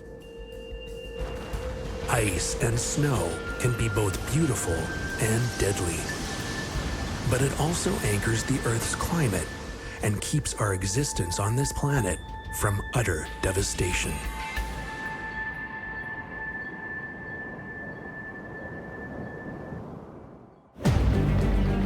Blizzards, snow, ice. While the extreme cold can be deadly, living without it could be far worse. As global warming increases, it's affecting the North at an unprecedented rate, a process that is accelerating climate change and unpredictable and severe weather around the world. Dustin is a physical scientist and studies firsthand the effects of a changing climate in the North. Arctic sea ice is so important because it helps to moderate and cool the polar regions. It helps to moderate the global climate. The ice acts as a reflector, and it's able to reflect up to 80% of the sun's energy. If that ice were to go away, this energy becomes absorbed into the ocean, which can increase the ocean temperature and the global climate. So right now, in the winter, the Beaufort Sea, much of the Arctic is frozen solid.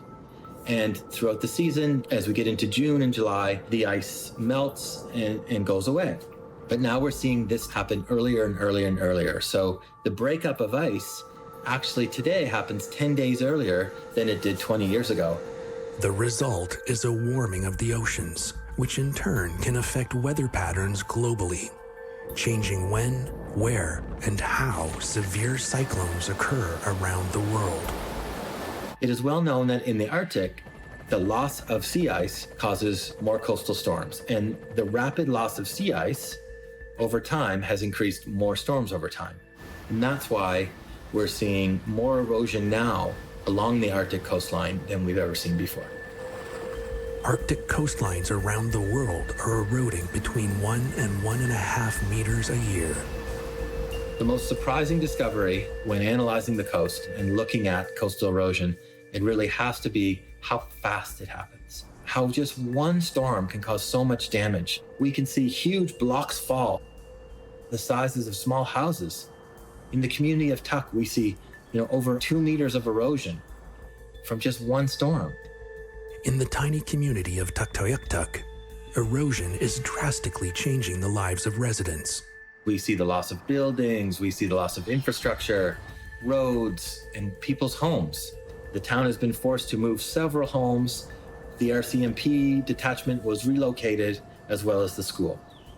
It's the loss of communities. It's the loss of habitat, important species habitat, like from the polar bear.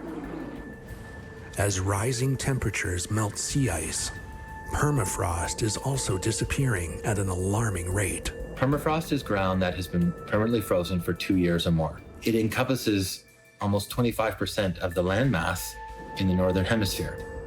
Some 1,400 gigatons of carbon are estimated to be locked away in the permafrost.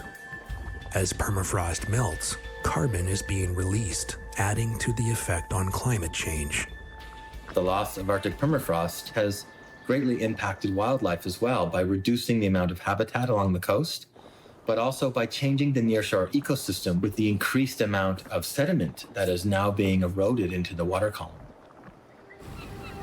On the uninhabited Pelly Island in the Beaufort Sea, the fastest rate of coastal erosion in the world is ripping away the land at an extraordinary rate. The erosion on Pelly Island can be double to triple the erosion rates that we're seeing in other areas. Why Pelly Island is eroding so much faster than the surrounding area is, one, because of its location. It's located right at the impact zone of the strong Beaufort Sea waves. To its size, it is fronted by a very large 30-meter cliff of ice-rich sand, clay, and silt. So as the waves undercut the island, 15 years ago, we would see rates of 10 to 15 meters a year. Now we're seeing rates of 30 to 40 meters a year. And the reason why it's doubled is directly related to climate change. In 50 years, I suspect that much of the coast as we see today will look quite different. Probably islands like Pelly or Tuktoyaktuk Island may be gone. Scientists predict the effects will soon creep southward. What's happening in the Arctic will eventually happen in other spots, as the ice that exists there now may not exist there in the future. As the total impact of the loss of our extreme cold in the north is set to be felt around the globe, storms like the blizzard in St. John's, Newfoundland will continue to increase, both in frequency and ferocity. The future of the North is intertwined with the survival of life on this planet. What affects the Arctic weather reverberates around the world, with more devastating blizzards, snow, and ice. And to ignore the marching drums of time is to hasten an unknown future.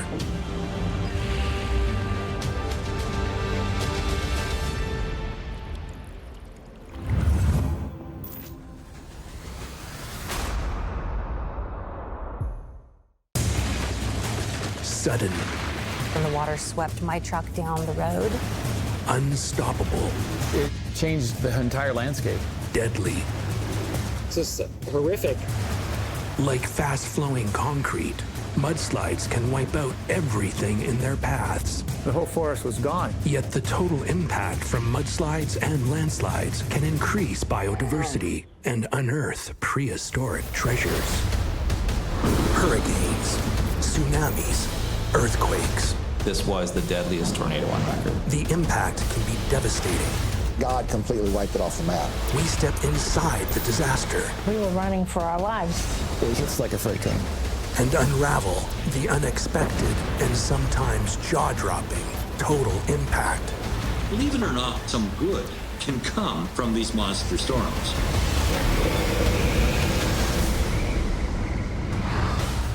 Between 2004 and 2016, more than 50,000 people were killed by landslides around the world. Surprisingly, this ferocious phenomenon often begins like this. A fire ignites in a picturesque park in Southern California. The Thomas Fire started in December. It was started by power lines that came down and the sparks ignited in the brush. We had wind gusts up to 70 miles an hour that night. And with winds blowing that strong, there's a very small window of opportunity when you can stop something like that. The fire will set off a chain of events that will end in one of the most devastating mudslides in California's history. Montecito, a picturesque community nestled between the ocean and the foothills of the Santa Ynez Mountains. Montecito is beautiful naturally, but it is actually the community here that is so amazing and so special. But like many communities in California, Montecito's year-round sunshine means long, dry summers that transform the surrounding vegetation into the perfect fuel for fire. Everybody loves the weather, but that also makes for a hazardous area too in terms of fire. We have these long, dry summers, brings on fires. The Thomas fires explode in size. More than 1,000 firefighters work to contain the threat. Residents receive mandatory evacuation orders, including Lalo and his partner Peter. The Thomas Fire moved here fairly quickly, and as it became clear that we needed to evacuate, they gave us 72 hours to leave the property. Search and rescue! So we loaded up all of our belongings that we thought were valuable, and we left. And it took us about a week or more to finally get the orders of coming back in and allowed to come back into the property. From start to finish, the Thomas Fire burned over 273,000 acres. There were 2 fatalities directly related to the Thomas Fire.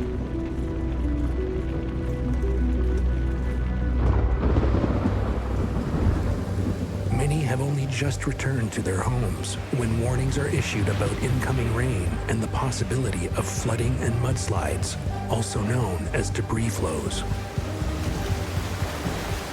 A debris flow is usually caused after a fire because the fire burns the vegetation and now the slopes are bare. When it rains hard, then that water comes down those slopes which aren't protected, and now the water can mix in with all this sediment and create a cement-like slurry. And it can pick up rocks, it can float these boulders. 12 inches of water can float a 6-foot boulder. And so as that moves down, it's this grinding machine that just digs out the channels right down to the bedrock. But while residents are urged to evacuate again, many are suffering from warning fatigue. We were on the tail end of numerous back-to-back red flag warnings. We were kind of in a red flag warning fatigue because we'd been telling our resources every day, it's a red flag warning, so be on high alert. So you kind of go to that place in your mind, unfortunately, like, well, today's gonna be another day where nothing happens.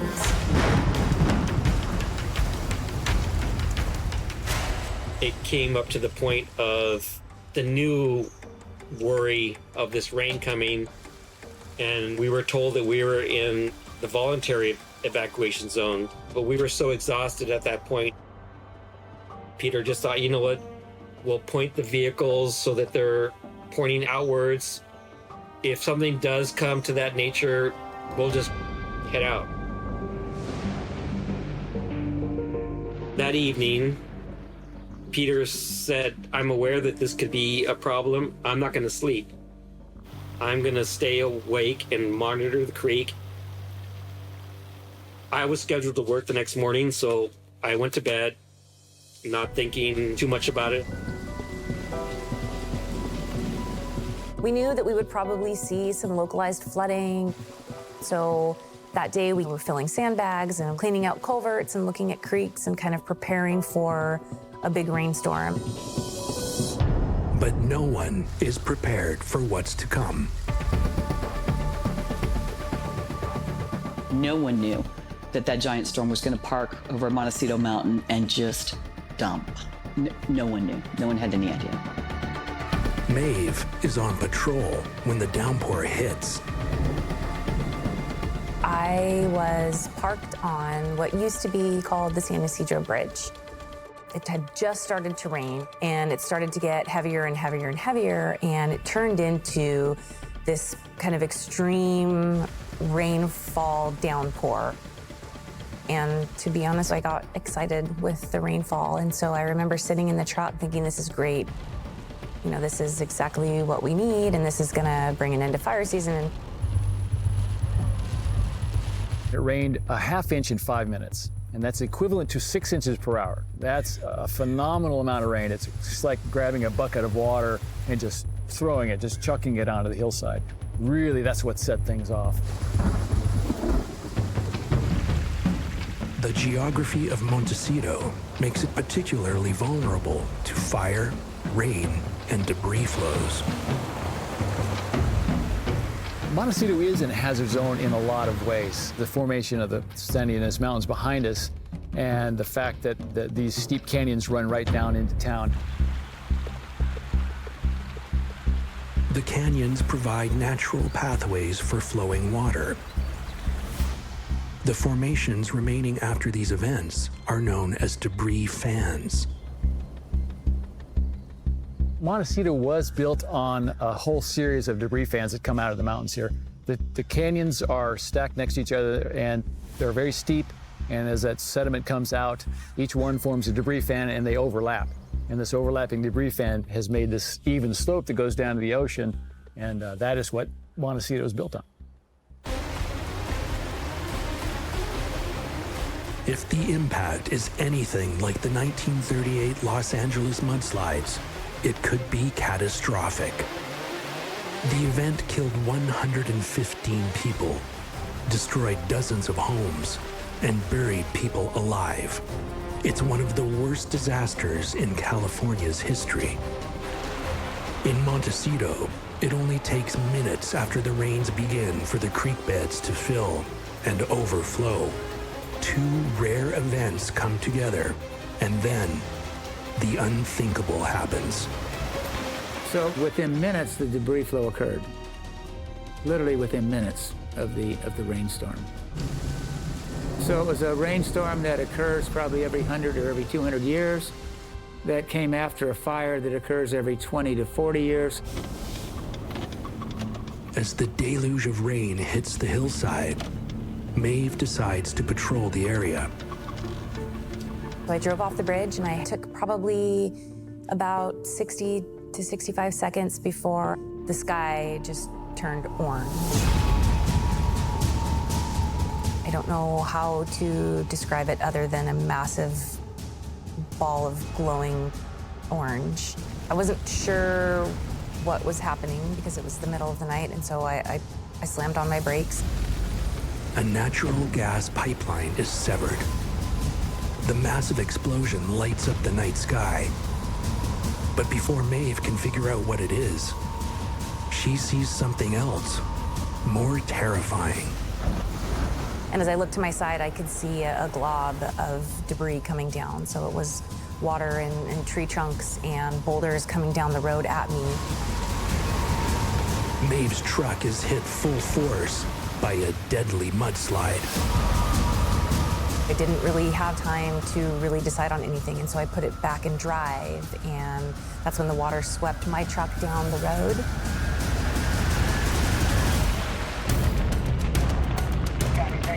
Following the devastating Thomas fires, a 1-in-100-year rainstorm hits Montecito. Within minutes, the hillsides and everything on them are swept away in mudslides. Residents in the city below aren't aware that it's too late to evacuate. A debris flow can be very destructive as it moves down through these steep canyons. It moves fast, it's sudden, it's got a front that's about 30 feet high. There's no warning about it except that it's been raining. And it's filled with boulders and large full-size trees. It tangles up on bridges and it finds new paths. And these large boulders, when they crash into houses, it instantly obliterates them. It really hits like a freight train. Lalo is sleeping while his partner Peter keeps watch out the window. Suddenly, Lalo is wrenched awake. My phone was giving the alert sound. I was so confused and disoriented. I felt like there was independent boulders shifting underneath the house. And as I started to realize the potential of what was happening, I looked over towards the creek and I could see huge 200-foot trees snapping down like twigs. I told Peter, I said, let's get the hell out of here.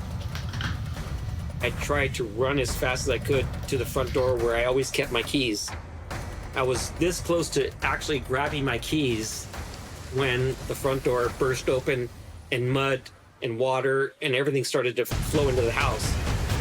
As Lalo's house is struck by the full force of the mudslide, Maeve's truck is swept away, with Maeve inside. She has only a split second to make a life or death decision. I knew in that moment that I was gonna have to make a quick decision to try to get out of the blob. I knew that there was a driveway coming up on my left, and so as that driveway came up, I kind of prepared myself and turned the steering wheel as hard as I could in hopes that I could get out of the blob. If she can't steer her truck out of the mudslide, she could be buried, crushed, or suffocated in the debris. But Maeve is lucky.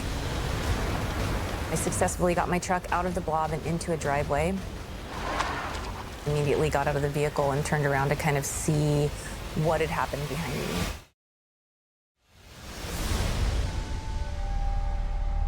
And it no longer looked like what it had just a few minutes prior. There were power lines down, there were boulders, there were vehicles stuck everywhere. There was just stuff everywhere. Mountainous areas around the world are vulnerable to mudslides and landslides. When drought and fire are added to the mix, the risks are even greater. When a wildland fire comes through, like the Thomas fire, it just completely scorches the vegetation in the hillsides. It kills the seed beds, it kills the plants.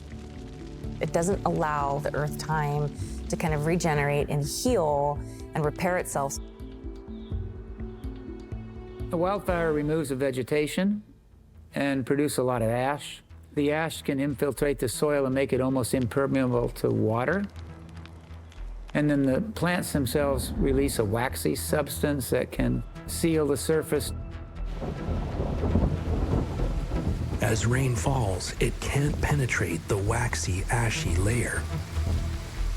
So when it rains, it just quickly runs off, and the runoff can be up to 10 times more than would normally be produced without a fire. It can move boulders up to the size of buses. The weight of the boulders is pretty close to the weight of the fluid that's moving them. So they kind of bob along like ping pong balls along a stream. And there's no limit on the size of the boulder that can be transported.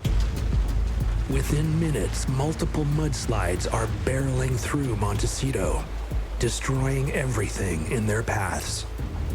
It almost was like a scene from a horror movie. People were covered from head to toe in mud, and people were confused and they were cold. People were crying, people were yelling, and I realized that not as many people evacuated as we thought had. Downhill from Maeve, for those who haven't already evacuated, it's too late to flee. I ran back to where Peter was. He was in the bathroom. He told me immediately, jump onto the vanity. And I started to shake, and I was like, Peter, Peter, Peter. And he tried to calm me down and just said, if we need to, we'll get higher. If we need to get to the roof, we'll do that. And it was moments after that, I saw our two vehicles float past the window, and I knew something bad's gonna happen.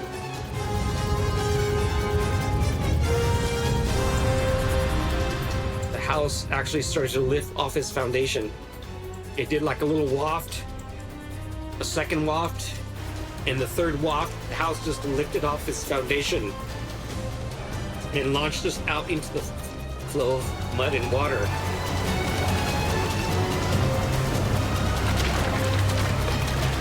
It was a miracle that I didn't die in that moment.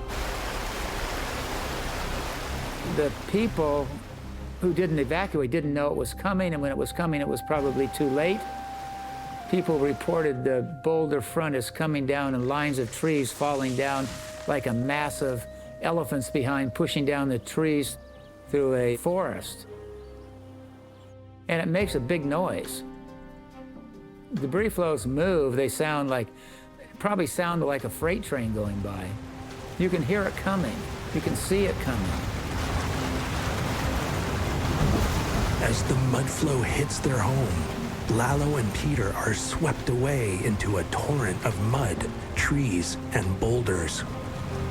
I went into survival mode. Instead of trying to resist, I went with the flow. And Peter yelled at me at that point and said, Lalo, grab onto some wood and you don't let go. I looked over my left shoulder.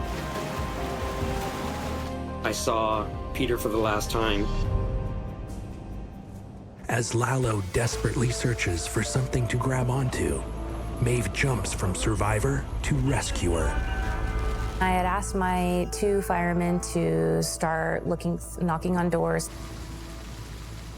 They found a couple whose house was closest to the gas explosion. Their house had caught on fire. They jumped out of the window to escape. And when the wife jumped out, she broke both of her feet. It was still pouring rain. It was dark. There was still a ton of confusion. The only light that we had was from the glow of the fire down the street. Maeve calls for an ambulance, but she's told they can't get to her. And I remember being incredibly frustrated, thinking, why can't anyone access us? I don't understand why they can't get in here. So I said, fine, then I'll drive them to you. As we came down the street, I got a glimpse of what was happening, and the entire community that I was used to driving through had washed away. Everything was gone, and there were just power lines and boulders and pieces of homes and roofs in the street. It felt like an alien landscape. You didn't know where the road even was anymore. It was just such a surreal, shocking, visceral feeling. I just couldn't process it at all. It was too big. It was just too big. Further downhill, Lalo and Peter have been ripped from their home. As Lalo loses sight of Peter, he fights to stay alive. I was going probably about 25, 30 miles an hour at that moment. So when I hit the tree, I grabbed it from its side, but my head still hit the tree pretty hard. But I hung on to the tree and I started to try and figure out what my next move was going to be. I started to notice the amount of boulders, rocks, cars, trucks, everything was coming down the creek, and I just felt like something was going to snap me in half. I just had that terrifying feeling in my spine that I'm here held on this tree, but something's going to smash me up against it. Once the mud flow started to recede a little bit, it became less liquefied and more thick, but I felt it was safe enough to get off the tree. Lalo has no idea what's happened to Peter. And as the rain continues to pour down, Maeve comes to a stark realization. There were just 7 of us from the Montecito Fire Department. We kind of started to realize that we were stranded. Once the mudslides that have overrun Montecito run their course, search and rescue efforts begin. But with roads and entire neighborhoods washed away, there's no easy way for help to arrive. Maeve calls for reinforcements. Once the Coast Guard came overhead, I landed and I notified them that the female patient that I had couldn't walk. I just put her on my back and I walked her up through the field to the helicopter and handed them both over to the care of the Coast Guard. I kind of felt a little bit of a relief and felt like I could start finding more people and getting more people out of harm's way. Like many stranded in the wake of the mudslides, Lalo waits for first responders to arrive. When the ambulance came, I was a little hesitant to leave because I didn't feel like I was in that bad a shape, but the paramedics said that, no, you're suffering hypothermia. There were just an endless barrage of 911 calls of person not breathing, Need help. person trapped, Our house is filled with mud. I have a newborn. drowning, mud in the home, flooding. I don't know if we're gonna live. I heard cries for help coming from every direction. It was still dark at this point. The sun was just coming up, and I remember thinking, oh my gosh, there's so many people in here. My reaction when I first saw what was happening was shock, overwhelm, sense of being disconnected from reality, that this couldn't be happening. Mud everywhere, the boulders, the size of small buildings. I just had never seen anything like that. It was like a long, slow, unfolding train wreck where you think you're to the end of it and you discover, no, there was 3 more cars with children in them. By then, the search and recovery effort was well underway for the people who had perished and who were missing. The injuries and the victims were endless. We got on the loudspeakers and asked everyone to get up to the rooftops if they could. I asked for every available aircraft in the area to come so that we could start pulling people from rooftops and from trees. First responders insist that Lalo join other survivors being evacuated by military vehicles. But he's hesitant to leave. I was sure that Peter would be arriving soon. He was just that kind of person that would somehow make it through anything. I remember wanting to stay, but they told me that when Peter would come, that they would, do the right thing, and so they reassured me that I needed to go. As we finally did make it into Santa Barbara, coming through that area, there was people rollerblading, there was people on bikes. It was actually a beautiful day, and I just could not understand the duality of these two things existing at the same time. Back in the affected area, Maeve starts sending people to a makeshift recovery area at a nearby golf course. It was so cold. I remember thinking, all these people are soaking wet. We didn't have any power. I started thinking, we don't have any running water. People are gonna get thirsty. I can't feed them. The decision was made to start sending in Blackhawks and just pulling all of the people out. I think we flew out maybe 250 people.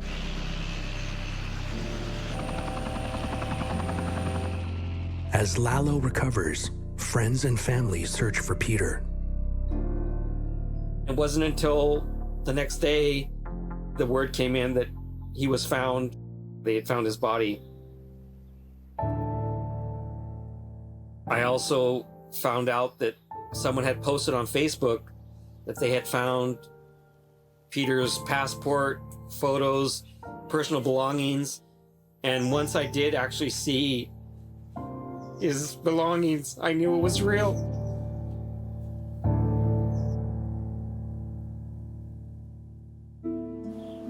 In the wake of the destruction, the impact is devastating. While Lalo will never forget that fateful night, it's the loving memory of Peter that is forever imprinted on him. Peter was someone that was willing to live his life without any regrets. Peter was a character that I think early on in his own life, he realized that there is no do-overs in this life. He was someone I never would have thought of falling in love with, but he captured my heart, and I will miss him for the rest of my life. In the aftermath, the community comes together to rebuild. The cleanup after this debris flow was huge. It just was debris, homes and cars, and boulders and mud everywhere, sometimes 10 feet deep or more. Hundreds of people working around the clock for months on end. And some of the bridges just got open 2 years later. It was very, very difficult. It was terrible and tragic, but it also had a lot of beauty to it in terms of how the community pulled together. If there is any bit of silver lining coming out of a disaster, that to me is really loving each other through this disaster. We kind of found out the best of us.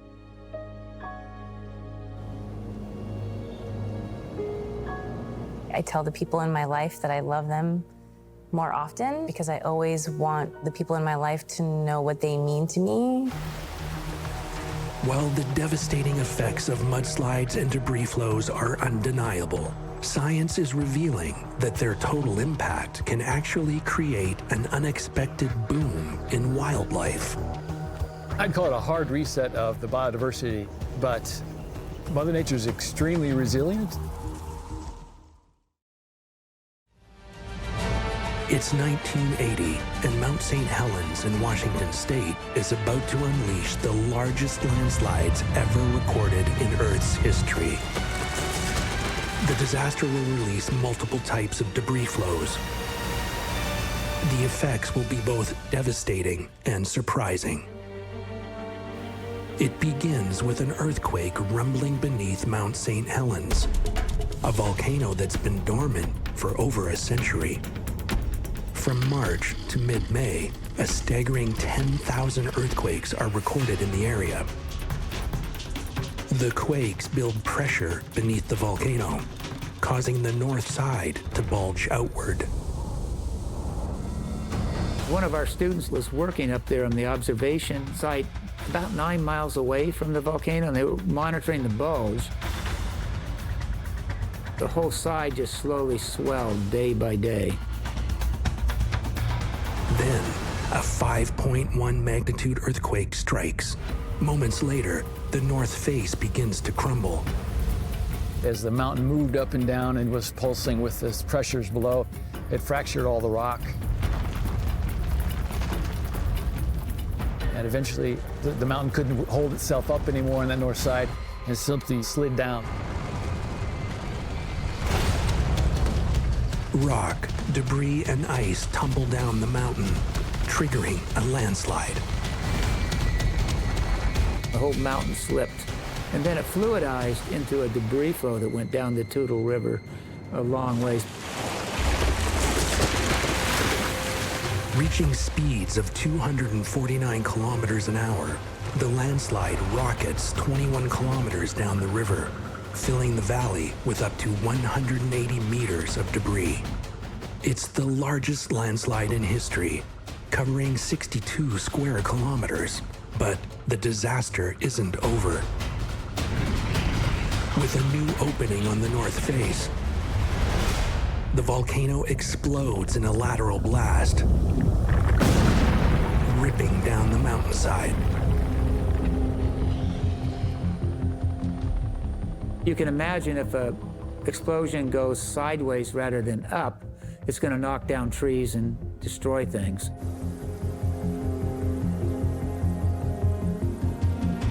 The eruption triggers a second type of suffocating debris flow, pyroclastic flows.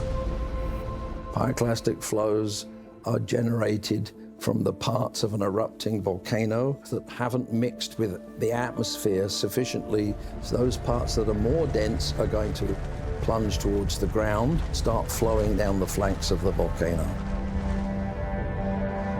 The searing heat melts the mountain's ice caps. There was a lot of moisture from the glaciers up top that were now melting because of the heat. The water mixes with volcanic ash and debris knocked down by the landslide and blast. The cumulative effect produces a third type of debris flow, concrete-like mud flows called lahars. Most lahars are near boiling temperature if they're near the volcano and come from very fresh deposits, and they can be traveling at tens of meters a second. An eruption and three types of debris flows, a landslide of epic proportions, pyroclastic flows, and lahars. The impact is devastating. It wiped out a whole forest. The whole forest was gone. St. Helens was extremely destructive to the surrounding environment. It just blew all this sediment and shot it outward, and it knocked down all the trees for hundreds of square miles, covered the lands with ash and very hot gases that burned up. It killed a lot of things. 57 people are killed, along with 7,000 game animals, as well as birds and small mammals. 596 square kilometers of forest are obliterated. An area once full of wildlife is reduced to a wasteland. Yet in a surprising twist, researchers have found that the wreckage caused by debris flows can actually aid in diversifying habitats and increasing biodiversity. Clearing stretches of forest, landslides can create space for fields and meadows and bring with them new species of plants and animals. Pyroclastic flows and lahars can transport nutrient-rich volcanic ash, increasing the fertility of the soil.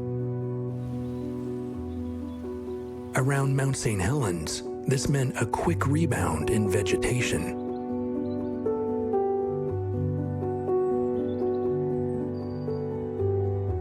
Fortunately, it happened in the springtime when there was a layer of snow on the ground. The plants and animals that live underneath the snow actually made it okay. They were protected by this layer of snow.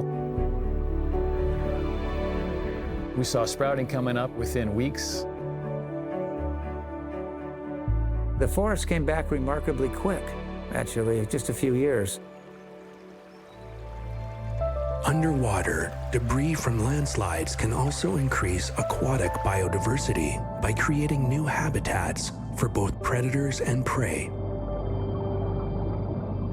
It was a major reset, changed the entire landscape. Of course, Mount St. Helens looks completely different now. Those changes will be around a long time.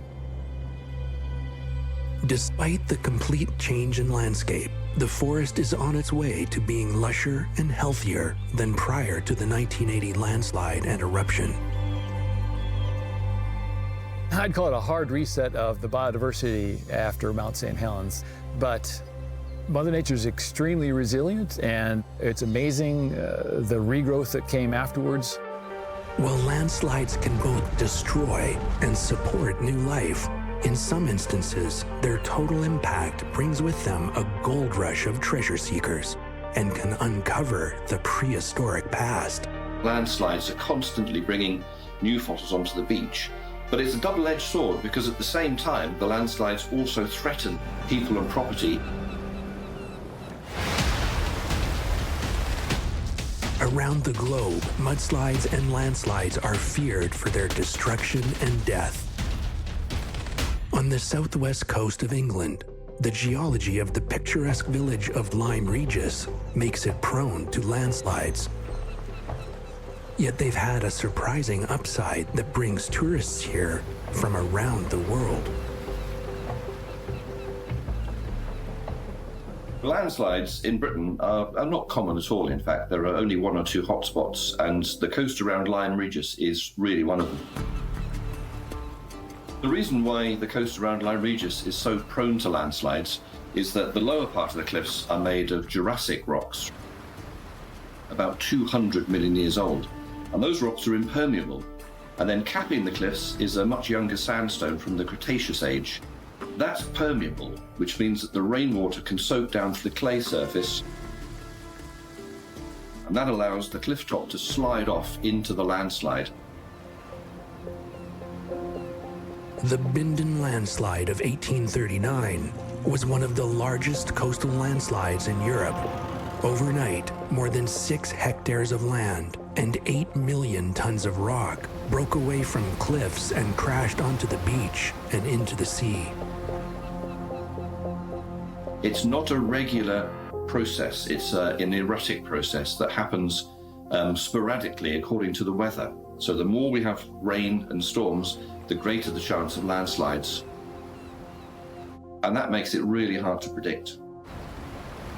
Yet the very geological qualities that make the region prone to catastrophic landslides are also a record of the Earth's past and have given the area the name, the Jurassic Coast. So Lyme Regis sits on the Jurassic coast. For a 95-mile section of coast, there is nowhere else in the world where it's possible to walk through 185 million years of the Earth's history in a virtually unbroken sequence.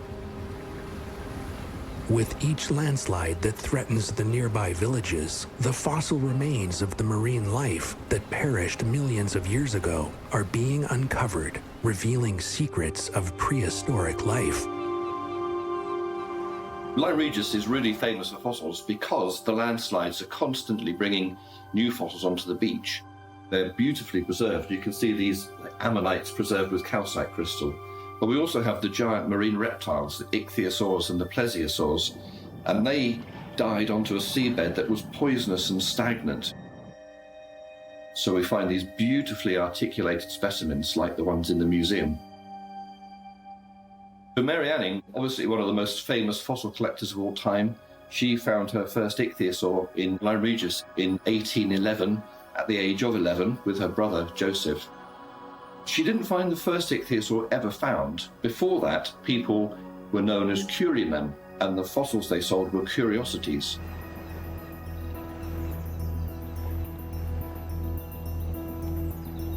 Today, amateur and professional fossil hunters from around the world flock to the area after landslides, searching for fossils. From beautifully geometric ammonites to giant plesiosaurs and Scelidosaurus, every year between 20 and 30 of the finds turn out to be of scientific interest. The landslides are constantly bringing the fossils down to the beach.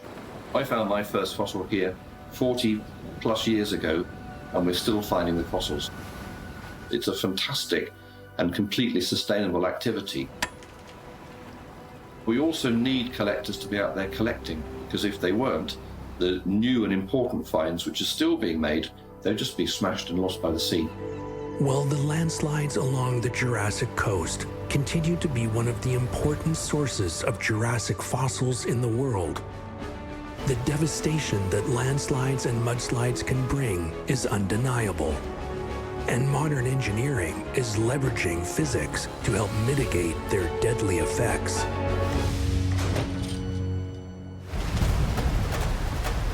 The raw power of landslides and mudslides can snap massive trees, toss boulders like pebbles, and level entire neighborhoods. For those living with the threat of these disasters, is there any way to protect themselves? So the trick then is to figure out how are you going to defend yourself, and how are you going to make yourself and your entire community a safer place for you to live. Scientists are inventing new ways of protecting communities prone to landslides. Tim is a geologist and has worked around the world to help mitigate the deadly effects of debris flows of all sorts, from mudslides to avalanches.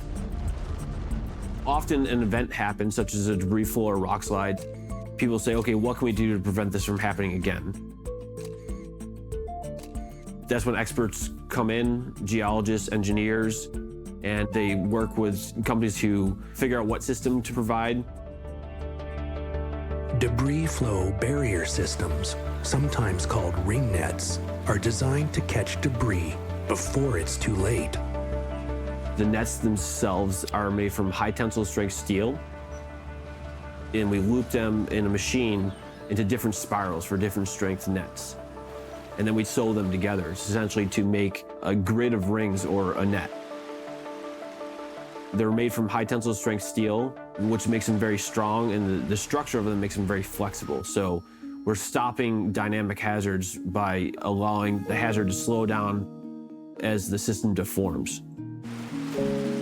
Whether it's rocks, trees, or snow, the ring nets work by catching debris, stopping the momentum. It's like big strainers. Debris flow is coming down the channel and impacts the barrier. The barrier deforms and slows the material down, and then eventually stops it.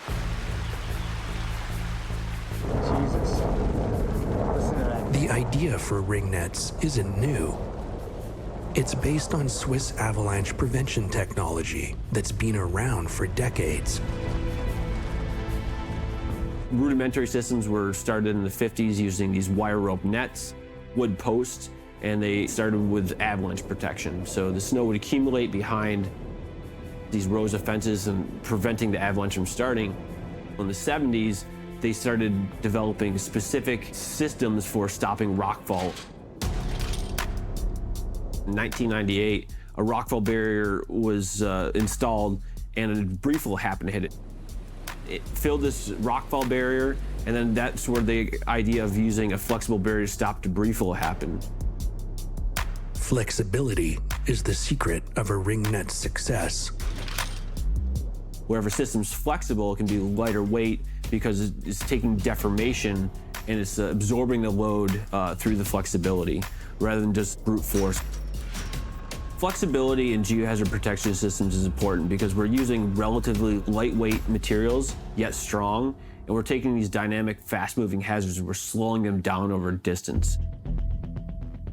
Following the deadly mudslides in Montecito, California in 2018, ring nets have been installed to help prevent future tragedies. The debris flow nets at Montecito are going to provide, protection from additional mudslides, and it's going to reduce the potential hazard in the future. By no means does it eliminate potential hazard.